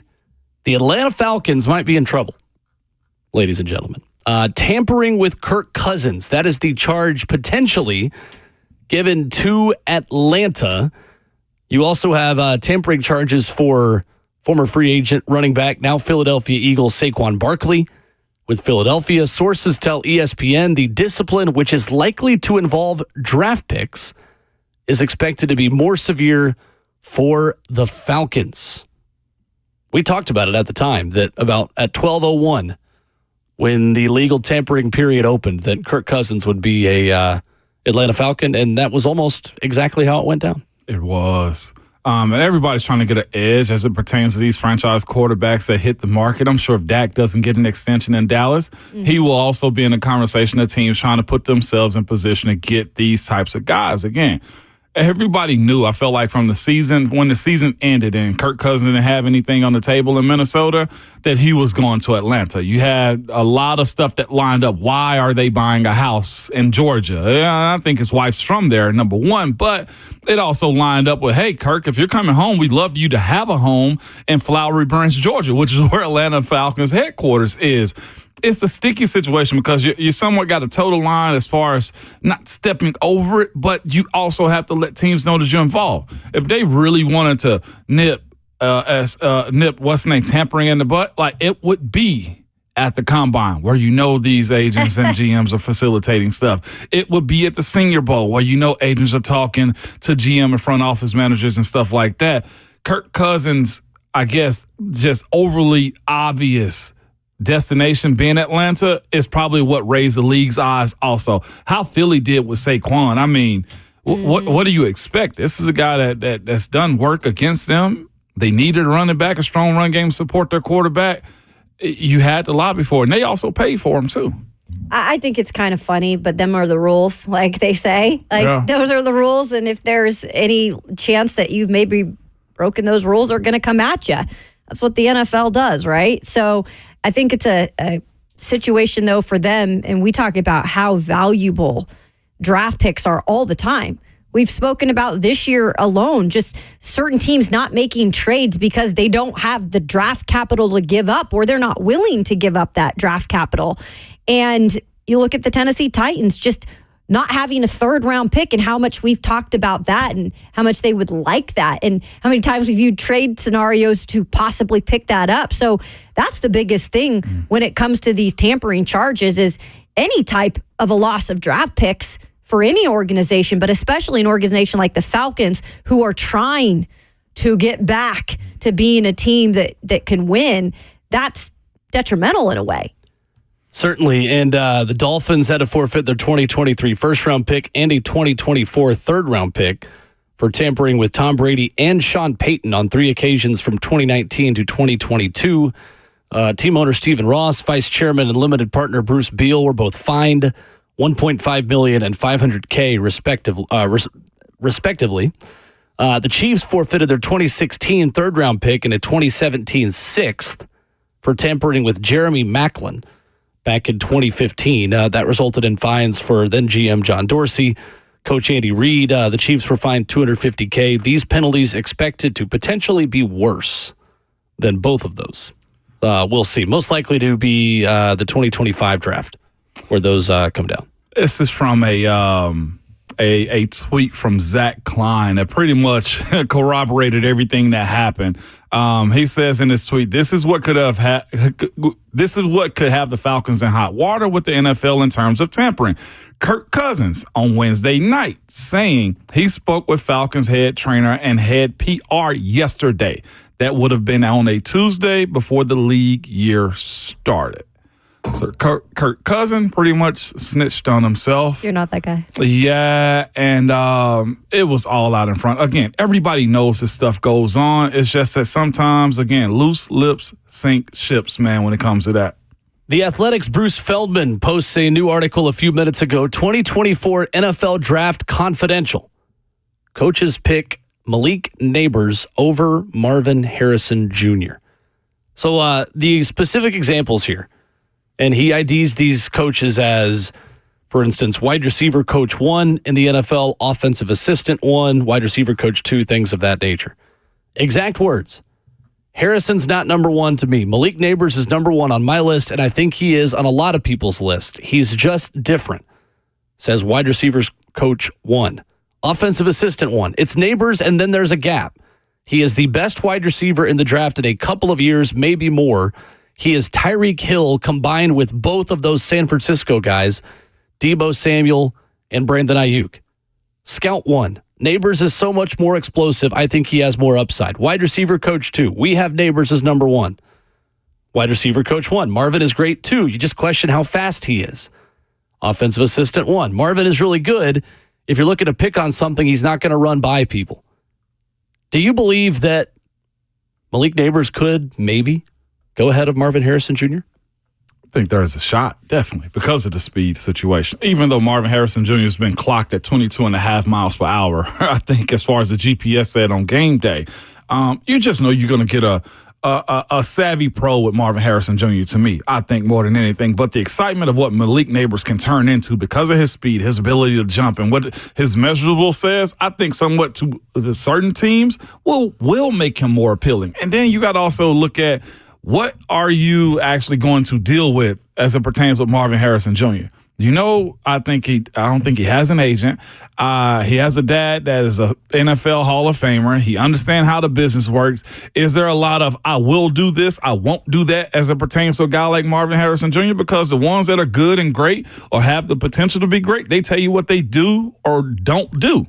And is that what they're worried about with picking between the two? Is it an attitude? Is it a personality thing? I hadn't heard Marvin Harrison Jr. really talk.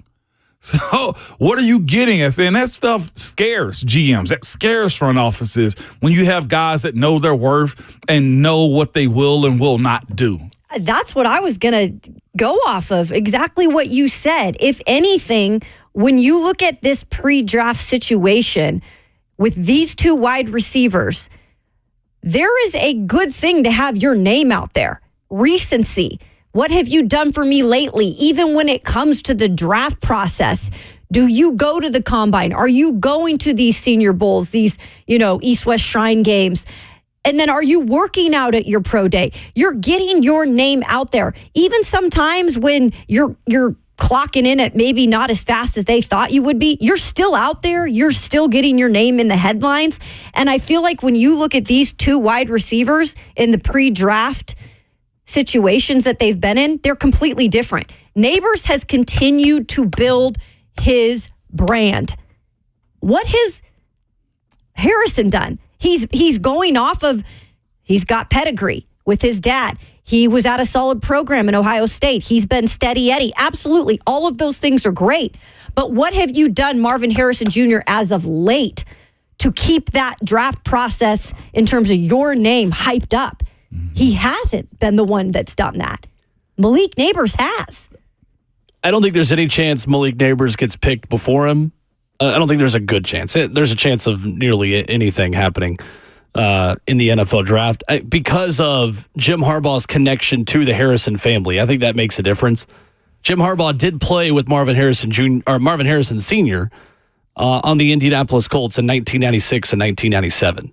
So I think if anyone knows what he's signing up for as far as the family goes and the extra stuff, it's Jim Harbaugh. Knowing what it's like to work with Dad. Yeah.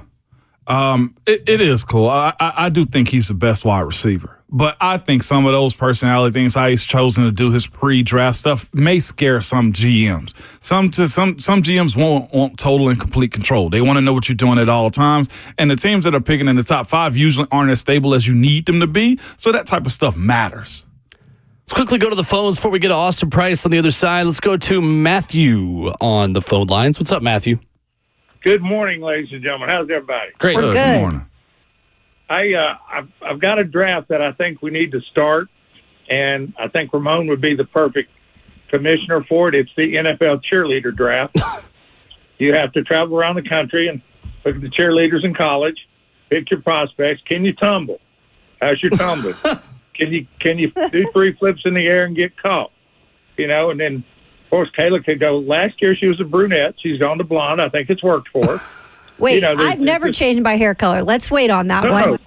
No, not you. You're saying the girls are trying to improve themselves for the draft. I don't know. I kind of get bogged down on the whole NFL draft thing. If I hear Joe Alt one more time, I'm a lifelong Notre Dame fan. I might have to switch. But I would much rather hear we've got a hot blonde coming out of the University of Georgia. She can triple somersault. She's a grade A prospect. She's never missed a game. Beta Club member. Oh, I'm telling you. And if you don't think Ramon couldn't roll with that, boss, y'all don't know Ramon. Thank you, Matthew. How's Keisha going to feel about this, Ramon? Oh, my goodness. Exactly. Maybe I should be the commissioner to keep everybody safe. To do this one. Yeah, I'm passing this one off to Maybe I Buck on should. this one. Who's single in this building? Who this could be a good fit for? Buck, Burt, Jackson. I mean, who we got? No I don't Jackson. think Buck's single. I don't think we could put him in the idea mix. these correct. days.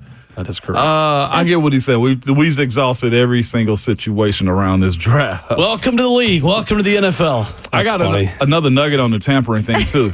What's that? You know who got the Philadelphia Eagles thrown under the bus? Vanderbilt legend, James Franklin. Are you serious? Yes. I, for one, am shocked. Oh, gosh. He James said, Franklin opened his mouth one too many times. He did. I am very He surprised. said during the second day of legal tampering, Franklin speaking to reporters after Penn State Pro Day, spring practice indicated that Barkley has spoken to Phillies general manager Howie Roseman before the official start of free agency. Zip the lip. Loose lips sink ships. I, for one, am shocked James Franklin couldn't keep his mouth shut. Yeah, that's never happened in his career. Well, can you imagine him walking to the Phillies facility now? Woo, If he gets get that booed. opportunity? There you go. Tough. 615-737-1045. Please don't send us to HR any more phone calls that come in this morning. But coming up next, we'll talk with Austin Price of VolQuest and On 3. The latest is Tennessee has a defensive lineman put his name in the portal. And then this morning, tells VolQuest in an exclusive interview that he's taking it back out. We'll talk about that coming up next.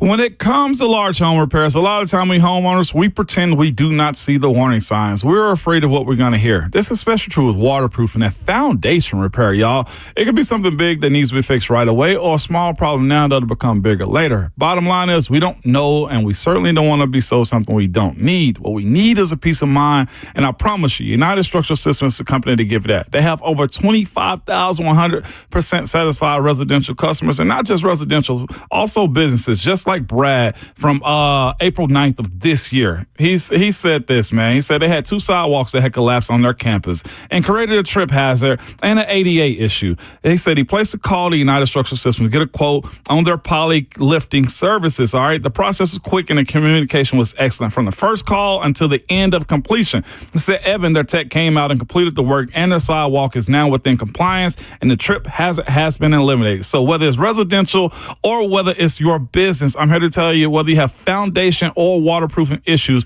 reach out to United Structural System at USSTN.com or call them at 615-488-7855.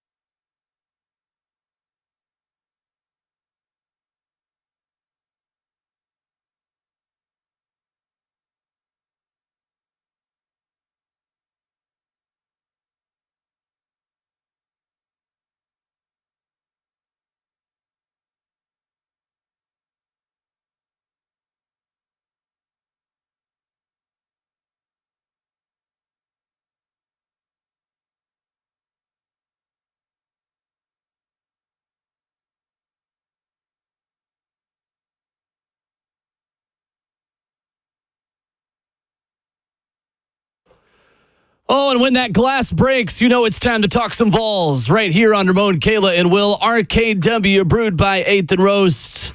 We've got a high school commitment yesterday. We've got a guy taking his name out of the portal. And we've got Tennessee doing some recruiting on the basketball front as well in the transfer portal. Austin Price of VOTT and On 3 joins us now discussing all that and much more. What's up, Austin? How are you? I don't know. Does it get you guys fired up any more than when the glass breaks down? I love it. I totally love it. Are you fired up today representing Northeast Tennessee on 4-2-3 Day, Austin?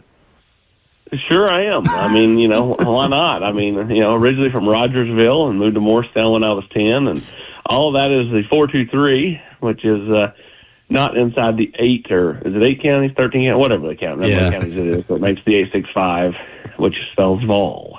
I love it. I love that. I love man. it. Austin Price of VolQuest at Austin Priceless, where you get the latest nuggets, courtesy of VolQuest. And a nugget this morning, Austin. Some good news for Tennessee as Jason Jenkins. You guys are reporting first, as always, taking his name out of the transfer portal and staying at Tennessee. What ultimately went into that decision for him? Well, he never went in. He never actually went and talked to Tennessee about it. He just, his representation leaked it out there that he was planning to enter the portal, but, he's decided to stay. And from, my talks to people, this wasn't any kind of, I think he just did a 180. I don't think this was a, tease to, try to get more money and he got more money and now he's staying. I don't think that's it at all. I think he just decided to do a 180 himself and has decided to stay and play for Rodney Garner. And, he loves Coach G. I think that, wanting to play a little bit more, probably put him in this, situation yesterday. And then I think the more he talked to Coach G, the more he talked to people around him, the best, path was to stay at Tennessee and see if he can get more reps this fall in what is a loaded defensive line room. Austin, yesterday, wide receiver out of Memphis, Rodarius Jackson commits to Tennessee over Auburn, Mississippi State, and Ole Miss. How much upside does Tennessee believe this kid has coming out of Class 3A, Sheffield High School on the west side of the state? Yeah, Mr. Football Award winner last year. Long, athletic, explosive. I think his best football's ahead of him. Best thing I like about him is he's young for his age. I mean, he's 16. He doesn't turn 17 until August, which means, when he starts fall camp in 2025 as a Tennessee Vol, he'll still be 17, won't turn 18 till fall camp. And, I think that's great because, Darnell Wright was similar, two different positions, an impressive kid, a quiet kid, not doing a lot of talking, but his play speaks plenty loud enough. Austin Price of VolQuest and On 3. I was about ready to get it straight into the questions there, Austin. Got me chomping at the bit, man. It's that time of the year. With that being said, man, looking at how Coach Heupel has been recruiting him and his staff, man, and from East Tennessee to West Tennessee, as it stands right now, 3 of the top 5 in the state are Tennessee Vols commits. What does that say about Coach Heupel hitting, the challenge of some people speculating, could he recruit or could he not recruit well in the SEC? Yeah, I think he's proven since he's been here that, he recruits well enough. Obviously NIL helps some of that too, but, Coach Heupel's a big relationship guy. Players, have gravitated towards that, and they're able to sell it to recruits when they come on campus. And, the thing after the 22 class, which, was the class that kind of all went elsewhere when Coach Heupel had the NCAA stuff hanging over his head. They've done basically, I won't say they batted 1,000, but they've probably batted 800 or 900 on the guys they truly want.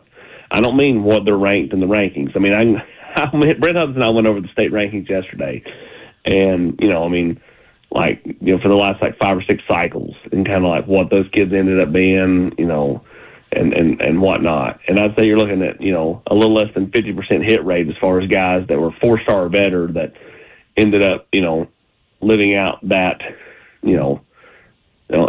once they got to college. And so, I think they've done a nice job of getting all the kids they want. I mean, have they missed on one or so? Yeah, I mean, but at the same time, you're never going to bat 1,000. So when you can, bat better than 75%, on the guys you truly want the last 2 or 3 cycles, that in state, that goes a long way to, I won't say building a fence around it, because that's a bit of a, to me, like a silly term, because you're never going to, keep them all in state, but it does, goes a long way to proving that, the best in the state stay in the state, as George McIntyre would say.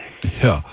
Yesterday, the NCAA opened up its, I guess it amended its rules as far as the ability to transfer without penalty yesterday.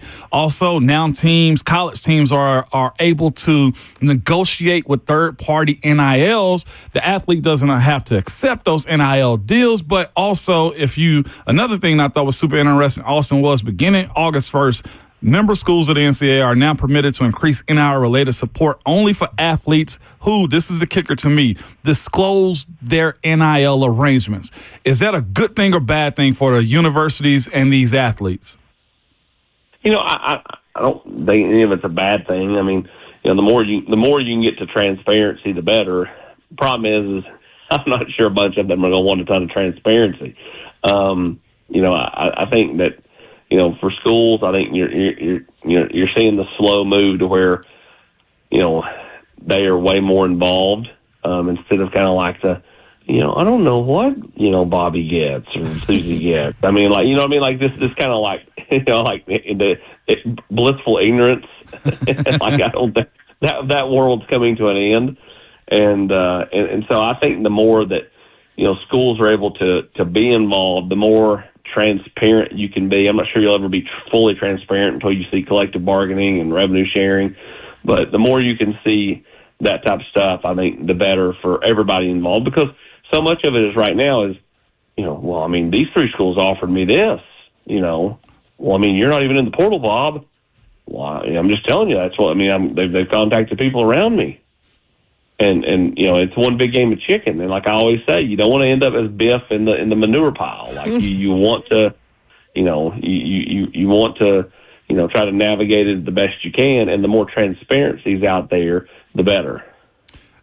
With that being said, also, how close are we to having position-specific pay scales for an outside edge rusher, for a quarterback, for a starting D tackle or linebacker? How close are coaches to understanding that? I think internally there's a lot of that already, right? I know Tennessee kind of views it that way from a standpoint of, like quarterbacks, guys that can protect quarterbacks, and guys that can sack quarterbacks. Those guys get paid. And then there's a trickle-down effect from there. But it's not, an exact science. Some schools view running back as we got to have a running back. We're willing to pay $800,000 to go get a running back, right? And I'm just throwing out vague numbers. But, we'll see, if we get to a point where you actually see that. I think it still boils down to like, okay, well, most edge guys make this, but man, we got to have one because we just lost hours for the season. We got to go get a guy, and then you end up overpaying a little bit because of necessity, because of need. So, I think every situation is a little bit different when it comes to NIL. Austin Price of VolQuest joining us every Tuesday here on RKW. So let's check in on the recruiting trail right now, because the spring contact period is happening, and I believe there are 2 running backs that they're checking in on for that 2025 class. Yeah, and Darrell Sims is out and about, right? He's done a really nice job of getting out and going to see, different running backs. And, when you think about Marquise Davis and Bo Jackson, those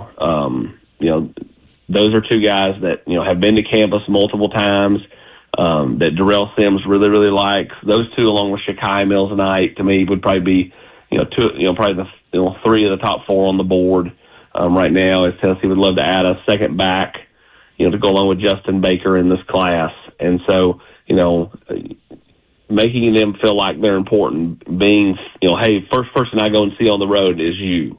That's the sales pitch at this, right? Your first day out, I'm going to see you.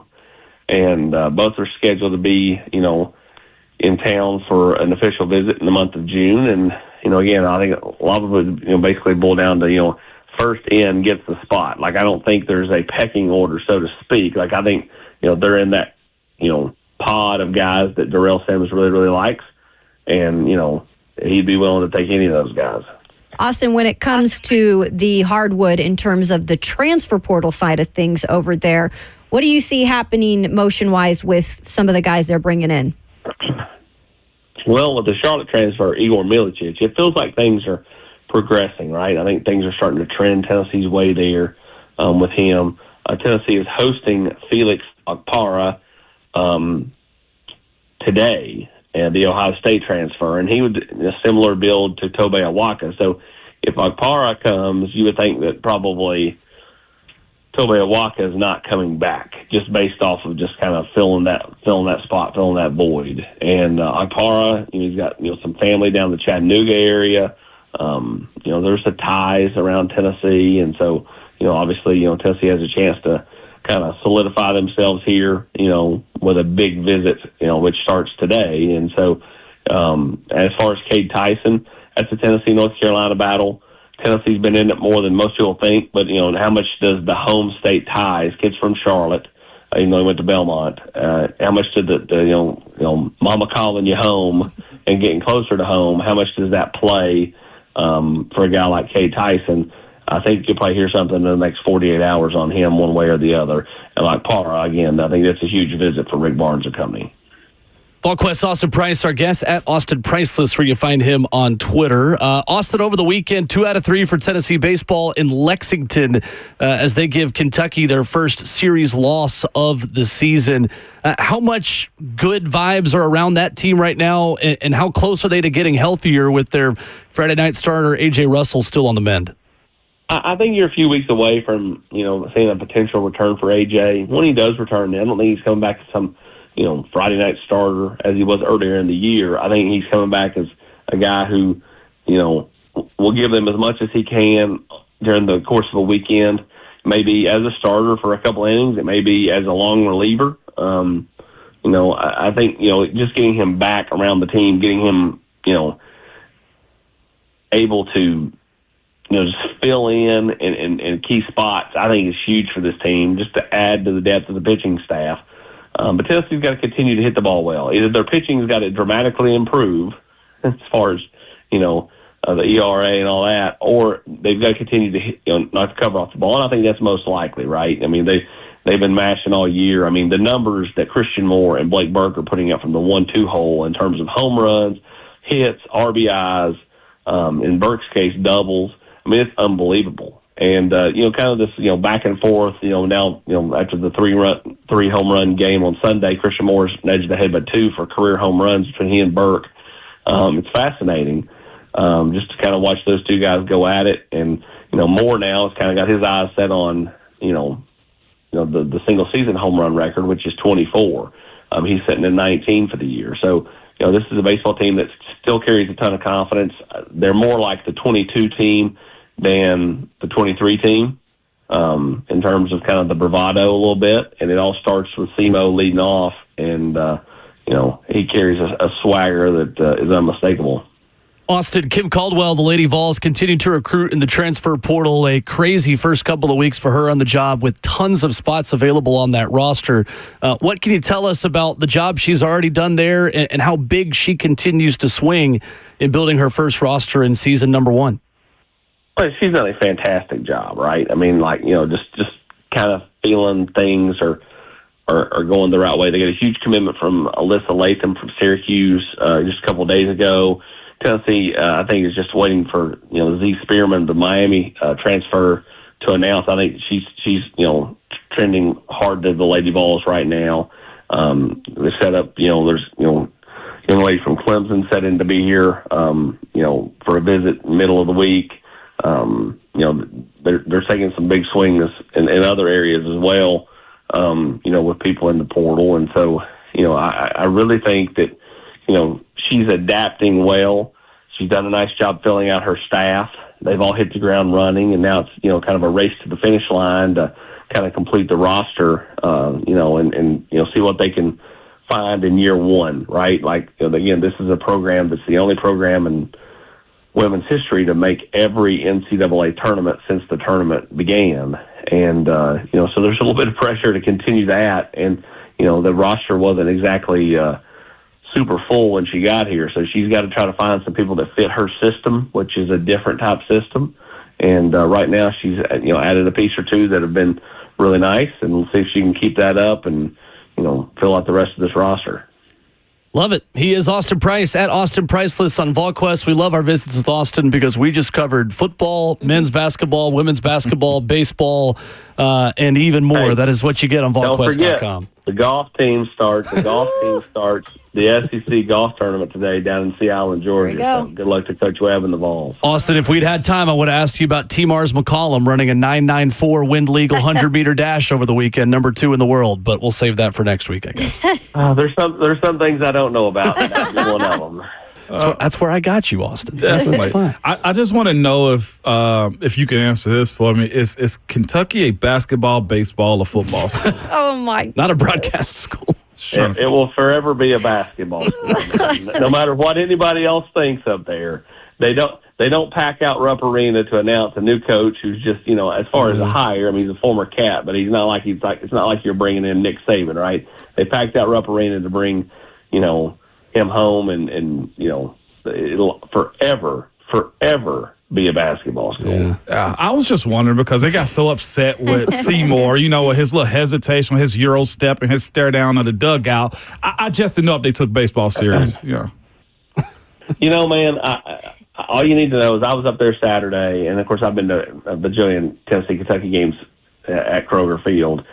And they were never upset. Like, they get upset when they lose in basketball. Mm-hmm. They walk out of a football loss up there or a baseball loss. It's like, okay, we'll see you guys later, like, it was fun. Like, there's a different, that's all you need to know. Like, they're legit wanting to fire the coach in basketball. In baseball and football, they're just happy, hey, we were competitive, it was a fun game, I love it. That's great. Austin, I appreciate you playing my game right there, man. I just got it. Kentucky basketball school. That's on my list now. Goodness sakes. Yes. Austin Price with us Tuesdays on the show. Austin, thank you as always. Appreciate it, guys. Thanks. All right, there he is, Austin Price. I had to. That's why we love Austin and Brent weekly. Is they let you be you. Yeah. Right. They are, man. Let you be petty.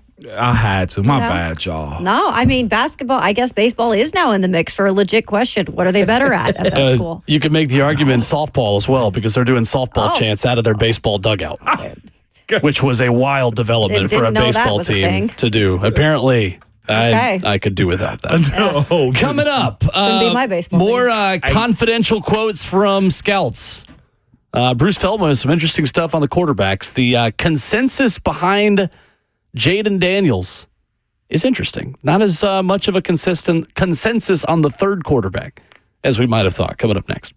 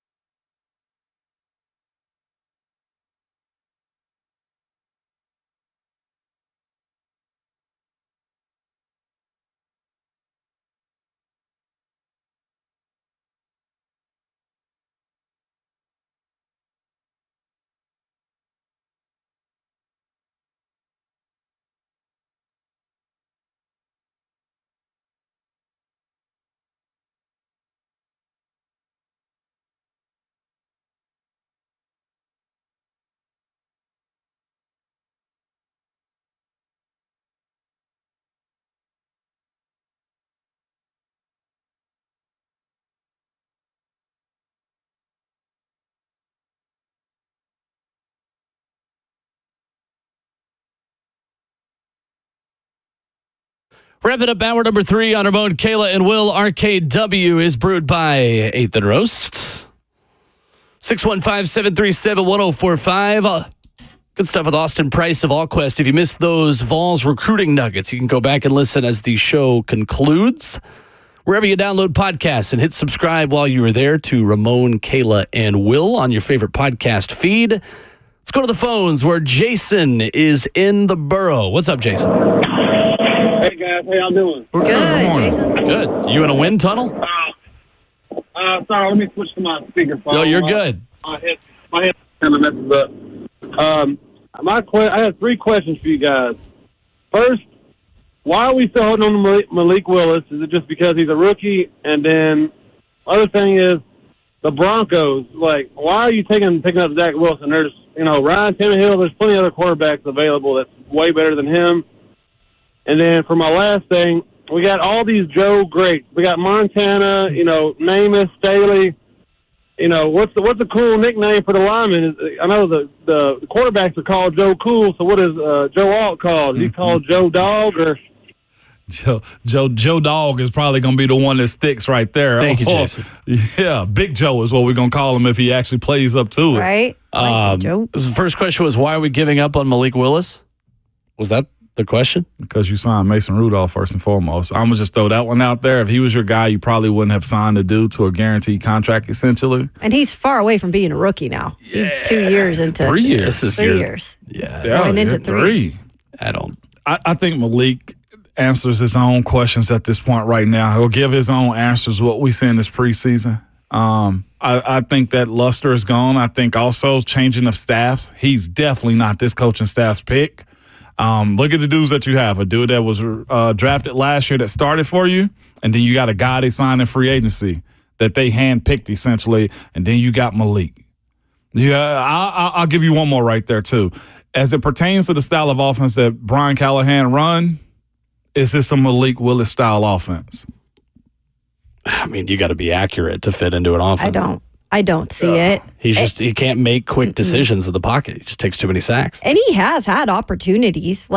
Absolutely. He's had opportunities to come in and, get better. And there's been enough injuries on this team at that position where, you could see possibly having progress, but it's not happened.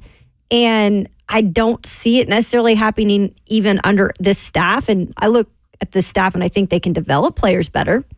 That's what we're assuming. But I think you bring in Rudolph because he's kind of a proven backup at this point, and you feel comfortable with him stepping in if Levis gets hurt or I'm gonna say any of this, the other things. And there's no slight towards him.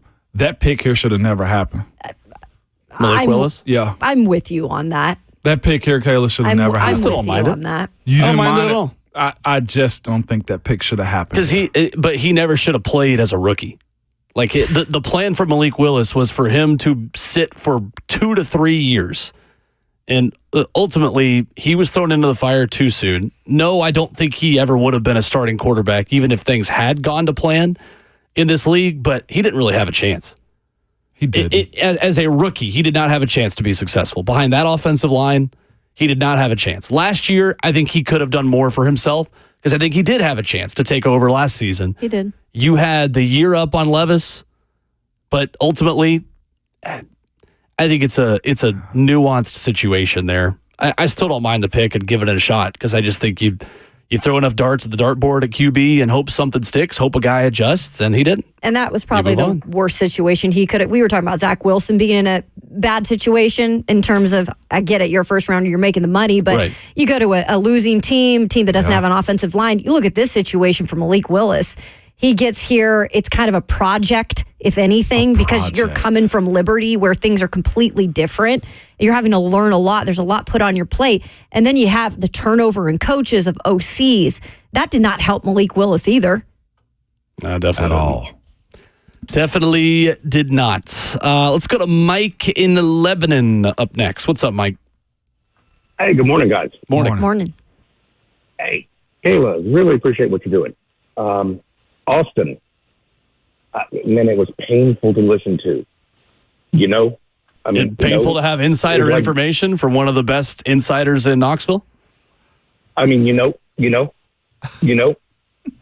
That's a bit harsh. That's very harsh. I mean, come on, guys. If you're trying to give information, you don't need to say over 300 times in a 10-minute segment. Thank you, Mike. All right, I'm gonna give you his Twitter here in a minute. At it's ridiculous. Austin Price's Twitter, so we can go ahead and give that out. So we will continue to have the best insiders covering teams on the show, and we'll make the radio decisions on whether or not they need to be on air or not. Appreciate it, Mike. That was a personal complaint right there. Jeez, Mike. Hey, we'll be all right, man. Hey, not everything's for everybody. We get it. The grammar police are on the streets this morning. Yeah, it's just like people that get me for saying ax. Ask me if I care. There Is that we go. AX? Yeah, that's AXE. Yeah, 100%, Kayla. 615-737-1045. We'll get to the headlines of the morning. Bruce Feldman has got nuggets on quarterbacks in the drafts. Okay, you're not going to pick up what I'm doing here. I did not. We'll get to that coming up next as hour number 4 begins.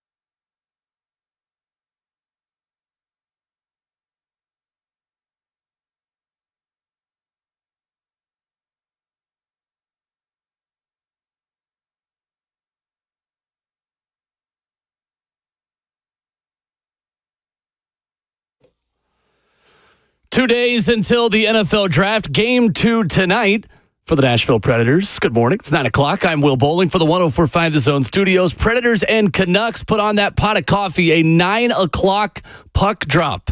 Preds were 11 minutes away from taking a 1-0 series lead, leading 2-1 on Sunday night in Game 1. They then fell 4-2, allowing 2 goals in 12 seconds. Nashville has never advanced after losing Game 1. They are 0-13 all-time in playoff series in franchise history after dropping the opening game. The New York Jets traded Zach Wilson to the Denver Broncos on Monday. Based on their original investment, Jets didn't get much back. They will receive a 6th-round pick, number 203, in this week's NFL draft from the Broncos, who, in addition to Wilson, will get a 7th-round pick. Last night of the NBA, some wild finishes. Nuggets 101, Lakers 99. Great finish in Madison Square Garden as the Knicks beat the 76ers 104-101. Cleveland 96, Orlando 86. Home teams are still undefeated in the NBA playoffs. For all your foundation repair and waterproofing needs, visit USSTN.com. Breaking news at once on your home for the Titans and Vols. This is 104.5 The Zone.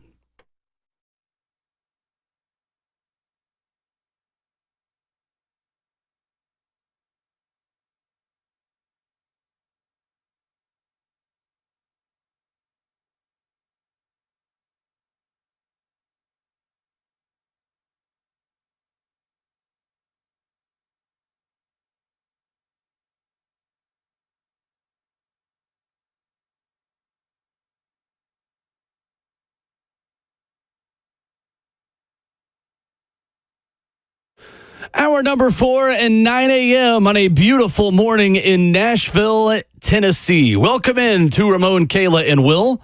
RKW is brewed by 8th and Rose right here on 104.5 The Zone. We've got Mac Morey making the show happen, filling in for Robert Walsh, Ramon Foster, Kayla Anderson, Will Bowling, joined in 20 minutes by 3HL and SEC Network's Ron Slay. Mac, you're crushing it, man. Doing a good job back there. Hey, thanks, man. It's been fun. You enjoying it?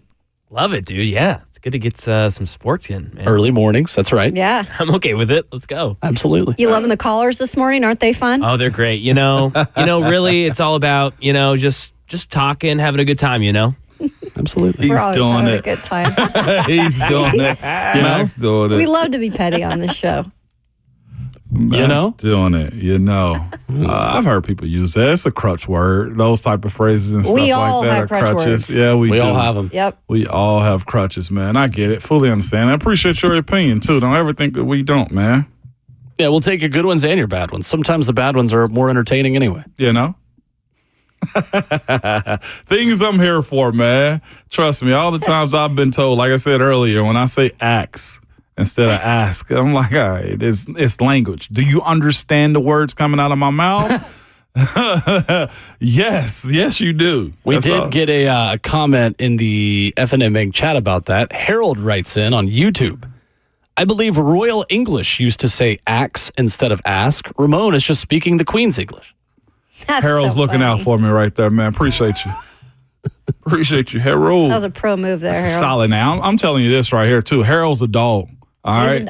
He's a Harold, dog. Gerald, That's a dog name. Herbert, you know what I'm saying? Like, those are names that you got to, Roger, those are names you walk around Dog. with. Rogers. Benjamin, that you got to be a dog in life when you have those type of Legarius, names. You know what I'm dog. saying? Dog, like, you got to be a dog. Charles, you know what I'm Dog. saying? Dog. Those are the names you need. Grover. Dog. You got, imagine being a kid named Grover. Leroy. Leroy. Oh, my God. Leroy. A kid named Leroy was born at 53 years old. Right? Yeah, for real. That and Herbert. Those two things right there, those two names right there, you got to be. I think even in today's world, you don't see it much, but Paul. A young person named Paul. Who's naming their kids Paul these days? I feel like Paul still can be a kid name. You think? Yeah, for sure. What about Barbara? Oh, God, I don't know no. about Barbara. You know what I'm saying? Hey, If they named me, if my Barbara, parents would have named me Barbara, I would have changed my name. I would have divorced them and changed my name. Tough day to be a Barbara listening to Ramon, Kayla, and Will. My mother-in-law named Barbara. My great aunt's name Miss was Barbara. Sorry, Barbara. Like you never see young Barbaras out here. Like they're all grown now. That's the thing. You know what? about it. And at least though they can say our name's Barbara and nobody else's are. Yeah. Or is. Is right. Yeah, it's Cousin Hightower. Name is Kid Nash. Like these are the names you get now. Nash, Liam, Trey, Traylon, Jaden, Aiden, Caden, Dakota. Oh my gosh. Anyway, we could do this all day. We do this all day. 615-737-1045. We will talk with Slay coming up in 15 minutes. Bruce Feldman has a draft confidential and mentions at the top of the article that this was going to be just a piece on quarterbacks. But the more he talked to scouts, the more he was finding interesting things about wide receivers. We talked about it earlier in the show, how a handful of scouts and assistants have Malik Neighbors as the number one wide receiver in this confidential conversation than Marvin Harrison Jr., which is interesting. On the topic of quarterbacks, I think the only thing they agree on, and taking a look at this, is that Caleb Williams is one, Jaden Daniels is two. There are a couple of coaches in here that like Jaden more than Caleb, but there is no consensus after those two. One offensive assistant on Michael Penix says he's third for me. Says he can do all the pocket stuff. I wish he had more juice. He's more of a slow and burn guy. Get angry when you don't throw one good in the workout. Get excited about something. If he would have run a little more, he would definitely have been top 10. He and Caleb Williams have the best anticipation. He doesn't take sacks. Another scout saying the arm talent is there with Michael Penix Jr. One quarterback's coach says, I wouldn't take Drake May in the top 10. I don't know if he's ready now to go take over now. He had one of the most impressive interviews I've done in years in the NFL. He was very impressive on the board, talking ball, different systems he's played in. And then another one on J.J. McCarthy. He's talented. He's the youngest of them all. He won and is a very competitive dude. Another one says he has talent. People like his personality. I think there's a long way to go for him.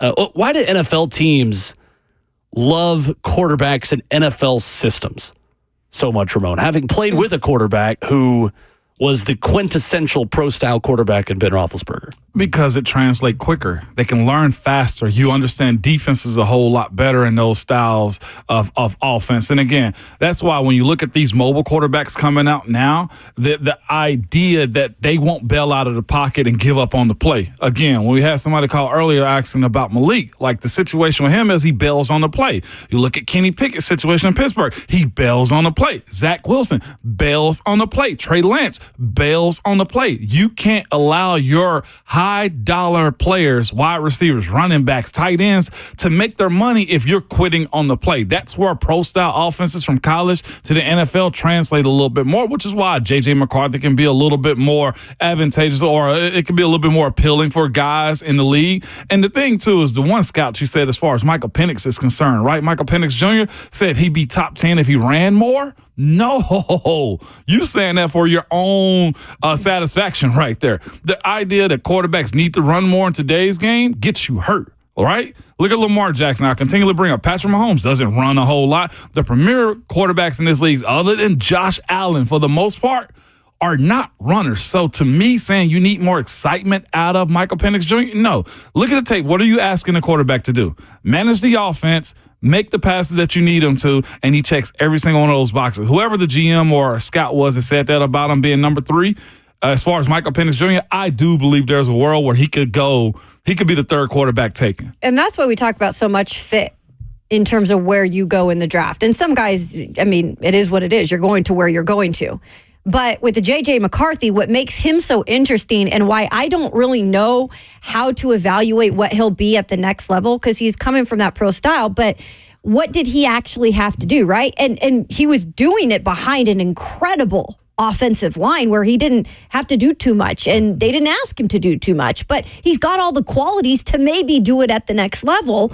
But how can we just think that it like that he's going to be successful because he did it at Michigan and he didn't do too much? Mm-hmm. That's what's interesting. It's like, depending on where he goes, he might be to do a little bit more, or he might not be behind that type of a line. And so that's what makes him so hard to kind of guess what's going to happen, right? Of course, Michigan forever has had one of the best offensive lines from year after year after year after year. I'll ask this question and answer it myself. If he was at Mississippi State or Wake Forest, are we still talking about J.J. McCarthy? No, because he didn't. Though he wouldn't have won a national championship. There we go. Right. But that counts for something. It does count. I'll give you that. It counts. It does. But as far as like seeing his talent, I don't know if you've been able to see it if he's not on the championship team. I saw his sit down with Adam Schefter of ESPN, and he essentially said, like, to people who don't believe in me because I didn't do that much, like, you're criticizing me for winning. Sure. Like, what else am I supposed to do? He said, this is the ultimate team game. If my goal is to go out there and win football games, that's what I did. Yeah.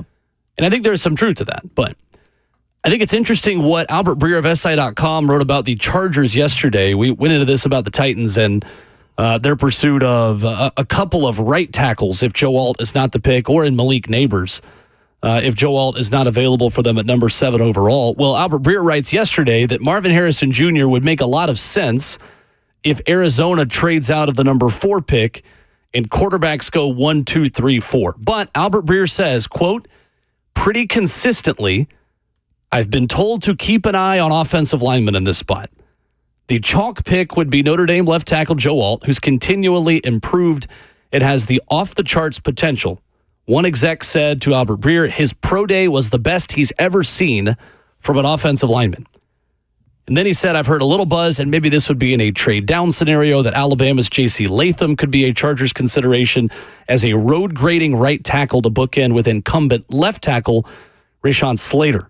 Though the way he finished the Rose Bowl against Harbaugh's Michigan might be a strike against him. And yes, the Chargers are open to moving down, according to Albert Breer.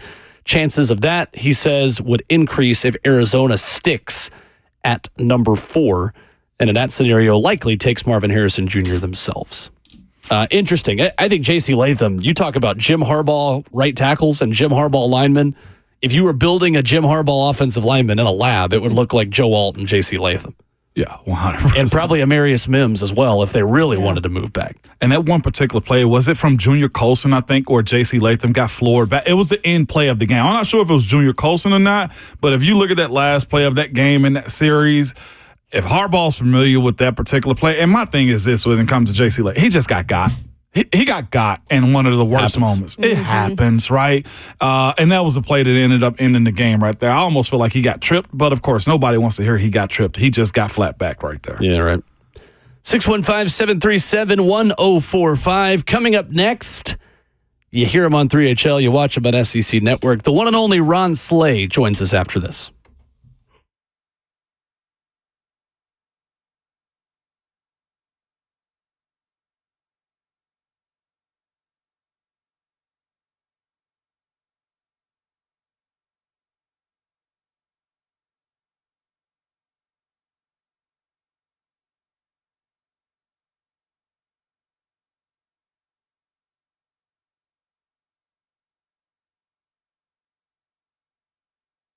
It's Ramon Foster for Hiller Plumbing, Heating, Cooling, and Electrical. Yes, every single one of those categories right there, they can help you fix and save this month. So you go ahead and smile and save this month with Hiller. From now until, y'all, we're almost there, April 30th, man. You need to take advantage of these big savings on home systems, where you can get $1,500 off a select new HVAC system or whole home water filtration of the Skellers, or select new whole home generators. Y'all know I tell you each and every time, those are clutch, man. Especially with the storms we can have in these areas where you lose power. If you've been waiting for the right time to upgrade or replace your systems, listen to me. Now's the time. Do like I do and visit happyhiller.com today for details.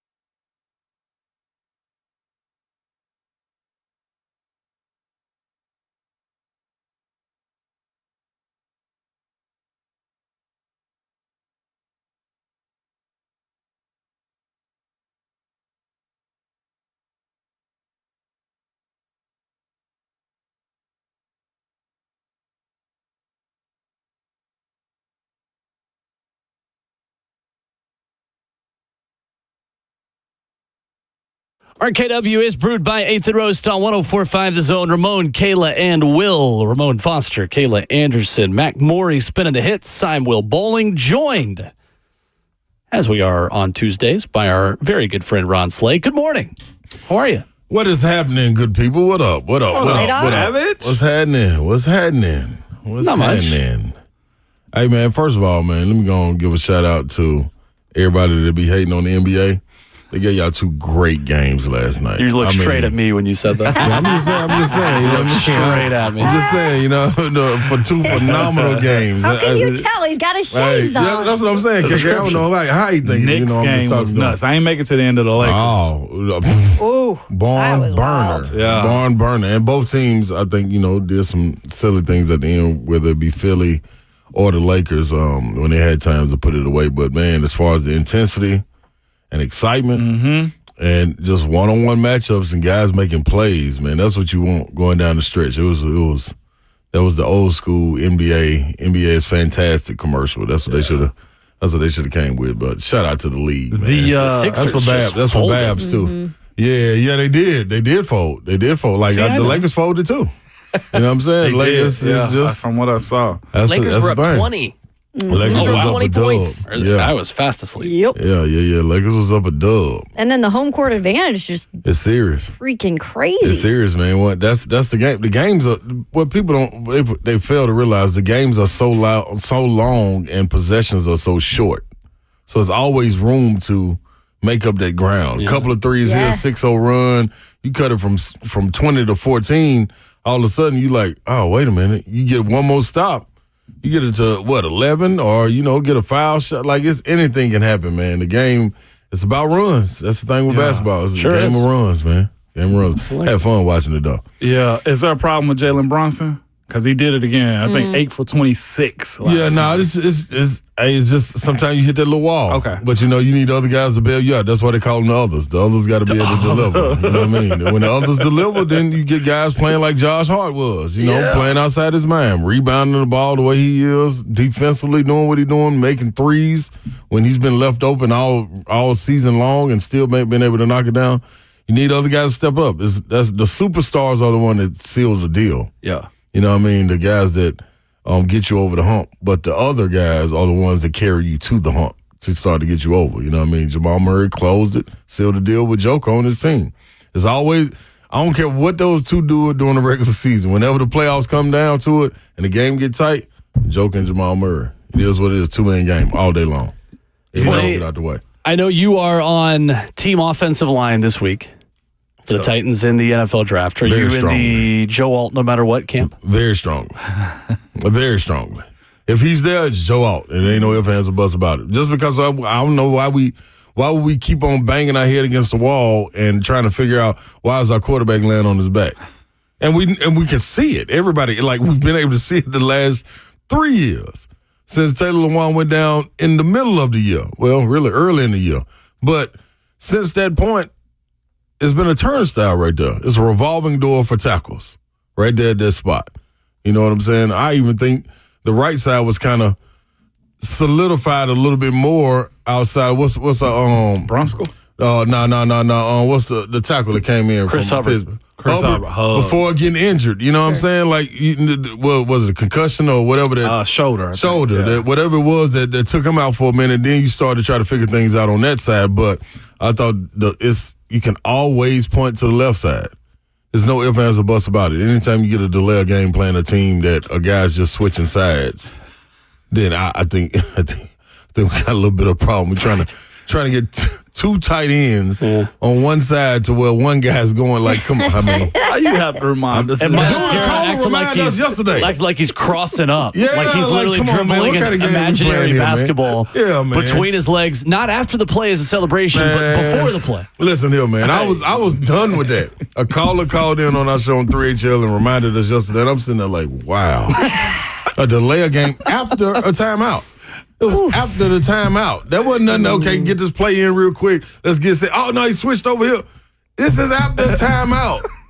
Man, hey, man. Hey. You think we ain't got to show up the offensive line? If that right there don't show you, I don't know what else. I don't know what else That was a low point. I don't know what else shows you. Great way to put it. That was amazing. Fans deserve to get over this BLTS. Is that what we call it? Battered left tackle syndrome? I mean, they deserve it at this point to get over this. That's why, you're right. If he's there, it is an automatic yes, green light, check, whatever you want to call it. Yeah. And we've always spoken to you guys about left tackle is that premium tackle position on the line where it's hard to find really good left tackles. And so if you have the chance to get a guy that looks to be, by all accounts, that guy, plus you add Bill Callahan to the whole equation, how do you say no? I don't know how you say no, and especially with what you're saying, like you wait till free agency or you wait till everybody's gobbled up, and then you try to okay, we'll go get this guy. He'll be good enough. We tried it. We tried it with Dennis Daly. we tried it with Andre Dillard. It didn't work. You can't find guys in the middle of the year or right before the season starts because the quality of them is supposed to drop. If it's a premier position, protecting the quarterback, getting the ball out, getting him some weapons, and getting to the quarterback, if that is what the game is predicated on, then why wouldn't you go get that spot? You know what I mean? It's a different game. We was talking about it yesterday with we played the replay of Greg Cosell talking about Joe Alt and how he's not a mauler, he's not aggressive, and this, that, and that. Guess what? The Titans aren't either anymore. You know what I'm saying? This will be the first time since they've been in Nashville, Tennessee, where it's not built around a running back. Eddie George, Chris Johnson, Lindell White, DeMarco Murray, King Henry. When these guys, now we got a different type of game plan going out. It's a different type of strategy, and you can speak more to it, Savage. Why do I need? You want me to come out? You want me to fire the ball 3 plays out of 4 every single time? What we trying to get 2 inches in a cloud of dust, 3 inches in a cloud of dust every time? Or do you just want me to protect? Even if I got to take 2 yards back, hold them. It's cool. Take your time back here, Will. Anytime, man. This man. Do y'all remember how many times this man was scrambling out to his right to get the ball off to buy time? All this stuff people seem to forget. The tip balls and all of this. It wasn't just because guys knew they could get to the quarterback. They knew he also. People was like, this is what I be trying to tell Mayor. You got to get the ball out quick. Cool. You know who else knows he has to get the ball out quick? The D-line. Yeah, the other team. You know what I'm saying? Yeah. So why am I even going to rush? I know he got one 2-step drop. He got to get it out. Boom. Hands up. Batting the ball. Batting the ball. And those balls that fell to the dirt last year, you best believe. Give everybody another try. You're playing tight man coverage against that kind of offense, too, and you're not giving DeAndre Hopkins or Calvin Ridley anything to operate. That's all I'm saying. Will brought that up. Just talking about the wide receiver. We were trying to discuss on, slot positions and stuff like that. Can Kyle Phillips thrive? Can other guys thrive in an offense here? I think you also look at the wide receivers. Why did you have to overpay right for Julio Jones? Yeah, it's because of the style of ball that you were playing. And Julio's productive, to his credit. He was. Mm-hmm. He was. You want guys. You need the guys in their position, not necessarily be playmakers, but when you got guys like AJ Brown and then you got Julio in, you need these big, strong guys to be able to block out there on the edge too. You don't necessarily need them to beat their man off. We're not coming that way right now, brother. We got the king in. Yeah. Now, when you see him go out, all right, go and wipe your hands on your towel and get ready because the ball may come to you. You ain't got to do that no more. Right. You know what I mean? There's no knock to them. That's just how they were built. So you got to evolve. It's time. It was just a little bit behind the curtain. I won't disclose on who your conversations were with, but we're talking about this transition from one era to the other, and it's not crapping on one either. Vrabel did some good things here. It was a lot of high moments here under his team. I'll never discredit that. Yeah. John Robinson gets his credit also for some of the players he's put in place here. Were there missteps? Yeah. Absolutely. Yeah. Absolutely. But since that point of firing and transitioning, you had conversation with guys, Savage, to where the building's a little bit different. Yeah, man. And it was, and this is information that's volunteered in a sense. You know what I'm saying? You walk up to a guy, man, what's up, man? How you doing, man? Man, ready for the season. I'm like, we ain't even talking that right now. I'm just, what you get to drink? Doing? Yeah, what you doing? Yeah, how you doing, brother? Nah, man, I can't wait. It feel like the exact words, it feels like we've been unleashed. Boom. That's saying a whole lot, man. This is coming from a defensive guy. To be able to say, like that's what we've been known for now. Defense, flying around, getting to it. So you telling me what we were able to see out of you guys then, you feel like you unleashed now? All I was saying was they was nasty, wasn't healthy. That's serious. Now to be on top of that and say, now you really unleashed? This ought to be fun to watch. Yeah. This ought to be fun to watch. You know what I'm saying? Matchups and things of that nature. You won't necessarily be in one spot. Maybe you moving around on the line. Maybe that's what you wanted to do. Maybe the outside guy wanted to be inside sometime. Maybe Big Jeff wanted to be outside a little bit more. But it's the way these guys are speaking, I think we in for a treat. And I ain't saying this shit like, oh, we on our way. Like, no. I'm just saying the build up for it.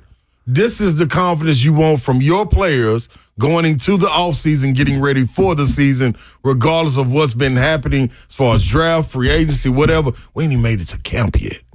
And this is the feeling. That's a different feeling. You know when you got good teams around you before you get to the season. When we on vacation and the camaraderie is there. When we in the weight room and guys feeling good. When we just doing regular conditioning drills and guys out there are good and hype and ready to get there and not willing to leave.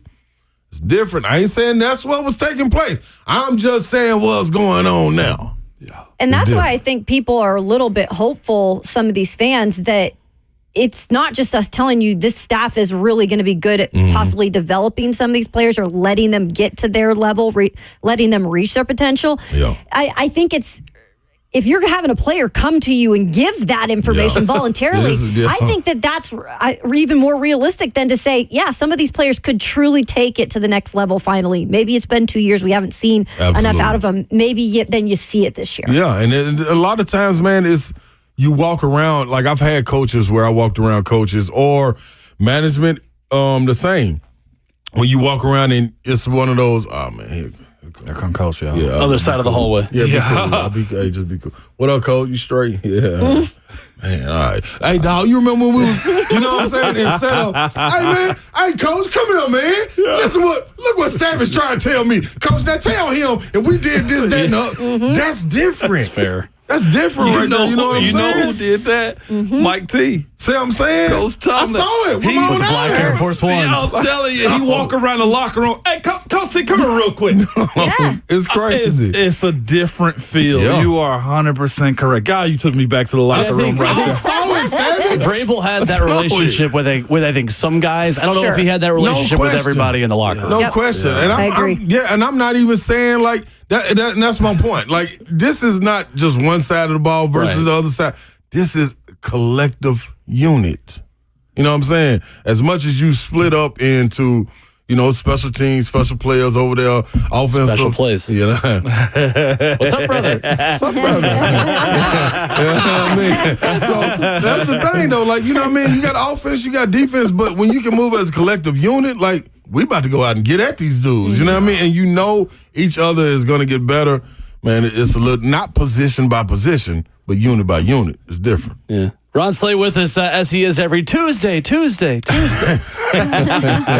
shout out to everyone, all 8 of you, hopefully, who got that reference. I get that reference. I don't know his name, but I've seen it. I don't know where it came from either, but I just saw it all over social media, man. He is a Madden streamer on Twitch who, if you have seen people and teams tweeting out videos of someone putting one finger in the air or saying, what's up, brother? After they do something good, then that's what it comes from. So again, I'm here to educate you on what youths are talking about. Slay, we talked earlier about the second biggest need for this team on offense after left tackle, because this is going to be an offense-heavy draft in the first round. Behind left tackle, if that is need number one, like everyone thinks it is, what do you look at next as the next biggest thing this team has to fix this offseason? Me personally, man, I'm going to go linebacker. I'm going to go inside linebacker. I need somebody to be able to, you know, anchor these guys and, you know, put guys in position. And if that's a younger guy, then it's understandable. You just got to grow up a little faster. You know, I think with the staff put around them, I think they can help them do that. When you get veterans around you, that also helps you thrive in that spot. But inside linebacker, man, is a spot that I think it's got to be addressed at some point. Of course, offensive line, but after that, I look at inside linebacker. And I also think, man, you got to get one more inside guy as far as the defensive line goes. And then you can kind of just build off of it. You know what I mean, from that point on. But those three spots in that order: O-line, inside linebacker, and then interior D-line. Interior D-line, yep. Can I? I'm going to ask you. What up? Why the trailing train? Why the trailing? Why the trailing? If y'all hadn't listened to 3 show, which is a problem and criminal, okay. I wish I knew you was going to ask me. I would have brought my jersey. Savage has his jersey on and ready at every time. Yeah, why the trailing train? Shame on me for not having it ready right now. That's crazy. I should have it in my pocket. That's my bad. Framed. Yeah, I'm having it at all times like a calling card, KK. like 25 to 50 cents. Yeah, anytime we get the page, old school people, you gotta pull over. I always gotta have them quarters ready to get on the paper. So on the page, your code would be 16. Yeah, man. I gotta get there. I know y'all need me. This is the thing, man, with trailing. I just feel that when you get a wide receiver room the way they have, NWI, you have Calvin Ridley, you have D-Hop. You don't know what Cal Phillips is going to be, but you saw the flashes of him last year. He's not one of the guys that's coming from that regime that was pointed fingers at as far as having a problem of soft tissue injuries or doing something outside of his control that was keeping him off the field. That was my thing. We talked to Coach Pittman at SEC Media Day and then brought him on after Traylon Burks was drafted. And we asked Coach Pittman, man, what about this asthma thing? This thing that he came down here with, wasn't able to get over. He was like, man, we saw the same thing at Arkansas. And once we nipped it in the bud, we never had another problem out of him, ever. So you think back to that, he handled that, came back and was in tune with what was going on and was ready to go. I don't think we ever saw him looking a certain way. It was looking like this man is ready to rock. Now, all the things that he can't control, the knee injuries and things of that nature, going for a ball, concussions, like catching the ball in the end zone, getting a touchdown, and then somebody coming knocking his helmet almost off, you know what I mean, in the Eagles game. Like, these are things out of his control. My whole thing is to be out on a guy, and I understand he first, like I watched the games with Keith Bullock too. So he is on the contention of this man is a first rounder, he got to go deliver like wide receiver one. I totally get that. I don't disagree with that at all. But I also believe that when given opportunities, he did deliver. Now, when you brought him back, you brought him in for conditioning drills to run goal routes, to clear out safety so D-Hop could go do his thing. Then you asked him to do other weird stuff, like just don't put him out there yet then. You know, because you're putting unwarranted heat on him, you know what I mean, coming back from an injury. Even when he did the ankle injury, Vrabel was telling him, hey, man, you ain't got to fight through this. The man's a warrior. He went out there anyway. It kind of hurt himself a little bit more, but I just think when given the opportunity and healthy, the man a difference maker to me. He's a difference maker to me, and I'm going to argue till the cows go home. Now, I do think this year, like, he got to put up and shut up, especially in this offense. I think without question, the matchups that he's going to be able to have, whether they're using him as a decoy, whether Calvin really is taking CB1 or D-Hop's getting, somebody's going to have a mismatch, and they can't match up with everybody. And if you give the guy time, that's a big target, man. Think how many comeback catches he was making. Just think about when he was healthy, how he was running away from guys in the Green Bay game, how he finished that, the Minnesota training camp when he got injured again, he burnt that cornerback. You know what I'm saying? So the talent is there. You just got to give him opportunity. And if he's a good outside receiver, then Calvin Ridley is a heck of a slot. Oh my gosh! Yeah, exactly. With his route running ability. Hey, and then the same thing with Traylon Burks. Like he can play in the slot. D-Hop can play in the slot. Like that's the problem right there. That's what I'm saying. Then you throw in a guy like NWI. You want to go 4 wide? Let's go. You know what I'm saying? Callahan didn't mention him in his presser for that reason to say, all right. I mean, he said he did. Yeah. It's on you. Yeah. You got our attention. Make me. Yeah, you got our attention. You got our attention. Coming up with Slay, we can get into some of the Tennessee basketball transfer portal nuggets. They've got a player from Chattanooga on campus today that we'll talk about coming up next.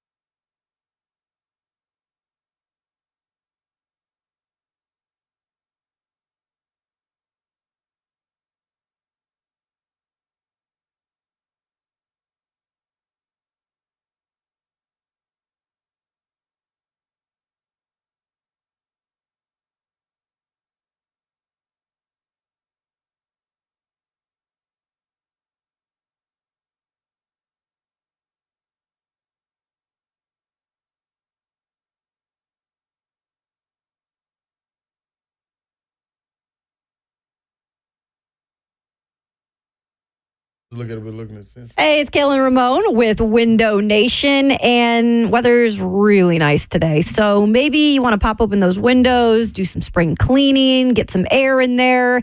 If you are realizing, though, that they're cracked, they're leaking, maybe your windows just won't open or stay open, it's probably a sign you need new windows. And why not get in on a deal with our friends from Window Nation? Right now, you can buy 2 windows. You can get 2 free. Then, on top of it, 0 down, 0 interest, and 0 payments for a whole 24 months. And here's the thing, too. If you ever question Window Nation, don't do that. They're the best in the country at doing it. They've installed over 200,000 windows last year. That's 40 times more than the average window company, with 96% of them having no follow-up service, which means it was done right. All right. Over 20,000 online positive reviews. If you don't believe us, go to those, okay? As Kayla just told you, buy 2, get 2 free, plus pay nothing with no interest for 4 years.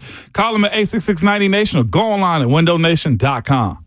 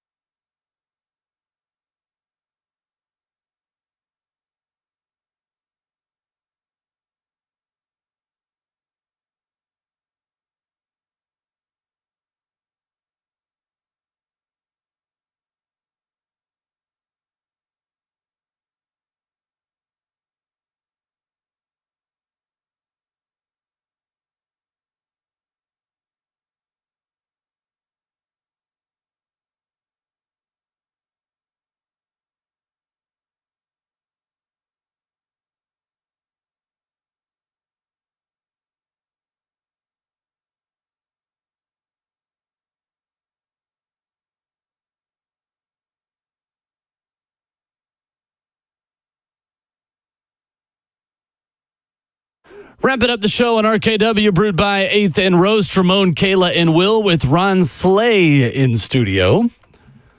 Tennessee basketball with 5 openings on the roster in the transfer portal. Felix Okpara is a Chattanooga native, standing at 6'11", averaged, I believe, 7 points a game in that neighborhood with Ohio State last season. Slay, you taught a valuable lesson last week, though, about players averaging 19 a game somewhere else doesn't mean they're going to come into a new place and average 19. And on the flip side, I would imagine the opposite is true as well, that just because a guy's averaging 7 a game, he might be able to give you something different at a new spot. It is absolutely right. Now, you got to go for the feel of where you're going. Like, you got to understand what position you're walking into. Like, if kid from Ohio State comes in, you know you're going to be an anchor for the defense. Like, you want to defend the rim, you want to catch lobs, you want to be able to rebound and be a presence inside defensively and offensively, as far as not getting the ball and going to work on the block. That's not who you've been.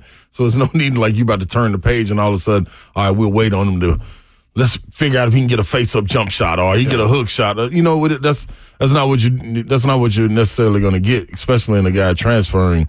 You're not going to get that development like you got with an Adu coming in 2 or 3 years, and all of a sudden now he's second team All SEC. Kind of fast tracking this thing, trying to find a guy to piece and plug in. But he'll be a good piece, especially if they're not able to get Tobey back. I do think Tobey would be that guy still. If he would have come, still having J.P. Estrella, I think when you need a guy on the block, Tobey is the guy that you want to point at. So a lot of other spots to fill, and I think they're getting it done. So it'll be interesting to see what they do with Cade Tyson as well. A guy that's real efficient that can come in, and I think he'll be asked to do something different. I think a lot of people look at it and see Dalton Connect and automatically think that this guy could fill that role. The difference is when you see Dalton Connect play at that level, which it is a different level, mid-major to Power 5, without question, you saw it. Like I remember coming back and telling Savage, "Hey, dude, this dude right here got it." You did. You know what I mean? This dude got it, and I'm gonna show you right. And I kept my notes. What does it say? You read it, Savage. What does it say about Dalton Connect? Dalton Connect is a sniper with sneaky athleticism, looking to play on all 3 levels, but really good in transition. Ball just finds him offensively. That was in the summer. that was in the summer. You know what I'm saying? Yeah. So like when you see it, you know it. Especially when they start playing against the guys that are going to be there. They're not going to take. If Savage come in and he's going in the transfer portal, and I know he's trying to come get a spot, I'm strapping up against him. Yeah. He about to have to work for this. So it'd be interesting to see once he gets up there on campus. I can see these guys play pickup. It'll be a little bit different if Cade Tyson was to commit. And Cade, too, I remember talking to Belmont head coach Casey Alexander in some of the games I did for Sidelines this past year. He was defending a lot of teams' best players as well in the Missouri Valley. They played Drake, and he was the guy that was defending Tucker DeVries the entire game. Yeah, that's a player, too. And I remember Casey Alexander telling me, we love it when he scores 30. We also love to see it when he can guard somebody's best player and neutralize them, so to speak, as well. I think being around him a little bit and the chances I've had to talk with Cade, I think he fits the Rick Barnes DNA of defense first, and he is going to have a chance if he comes to Tennessee to shoot a lot of threes. I mean, he shot 46% from 3 this past year, and he wasn't just taking like 2 per game. Yeah. He was really efficient, like you said. Yeah, I think he was, 2 off from being a 50, 40, 90 guy. Yeah. I think about 88, 85% from free throw line was the only thing that held him off, but yeah, he's good. Another guy, man, you got to keep your eye on it, depending on how this draft situation goes for him. There's a local guy, Chaz Lanier. I do think he could be that guy for sure as far as give him the ball, hey, y'all get out the way, let him go get a bucket. You know what I mean? He is a guy, when you talk, and I think the separator between him and a guy like Cade Tyson would be the athleticism. Right. That would be the only. I think both of them are premier shooters. I think both of them can put the ball on the floor, 2 or 3 dribbles, get to their spot, raise up, nothing wasted. I just think Chaz is just his athleticism is a separator. But Cade might be a better defender than him. So it's just things you got to see when they get in those spots. Interesting. Chaz Lanier last year was the most efficient player in college basketball for players who have averaged 15 possessions per game. Yeah. Antonio Reeves was 2, Zach Edey was 3, and Darlin Stone Dubar was 4th. There you go. That's the one, man. I think that's going to be that guy. What you were expecting consistently throughout the year from Josiah, I think that's what Stone will be able to come in and give you throughout the year, and the mainstay at that 4 spot, 3 spot, being able to guard different guys, and offensively being able to play that trailer and that 3 spot as well. So nice. It ought to both ways. And expect Zakai to take a step. That's right. I was just going to ask you about him, expect Zakai to take a step, and you saw it last year, get a little heavy leg at the end, but that was because playing minutes. So you got to have somebody to come in. Maybe Meshack moves back to the 1 when he goes out. You got to get somebody to alleviate him from playing 40 minutes. Yeah. So if you can play 30, 32 minutes, I think you got something good, but hard to tame a young man like that. That's that's the heart and soul. Yeah, he want to go. He want to go, man. So speaking of wanting to go, Freddie DeLeon, DJ Jefferson, Jonas Adu, and Toby Walker find good homes, or they just find homes? I think Toby will find a good home. Freddie DeLeon should be able to find a good home. DJ Jefferson's super athletic. I don't know if the grass is greener for him. Adu should be able. I'm not sure if he'll be able to again thrive in a role like he was given at Tennessee, because that is a lot of work that you saw being done. So you built confidence, along with building confidence in him doing the work, you build confidence in yourself saying, I'm seeing him do the work. So to think that you're going to walk into a situation and they just let you have your way. Okay, we're giving you the ball. We're coming to you. Without not a lateral move. Now, if he took a step down, then I think without question. But interesting, he's heard from Kentucky, Jonas Adu. Yeah, be a perfect spot for him. But you know what they like to do? Run and shoot threes. There ain't no giving the guy the ball on the block. But I did hear that his thing was he wanted to be able to shoot more threes. Right. So you trade that in to get the ball quite a bit, than to go shoot 2 threes a game. You think you're gonna shoot 5 or 6? No. He was 2 of 12, I think, against Texas and Purdue combined from the field. And those were those were mostly 15-footers. Yes. So but we're gonna whatever. We don't have enough time. Ross is with us every Tuesday here on RKW. What was you doing yesterday with your temples? 3HL coming up 3 to 6. The Buck Reising Show is coming up next. Ramon Foster, send us home. Massage those temples and massage those temples, man. And your Twitter fingers and Mike is always high. Lord.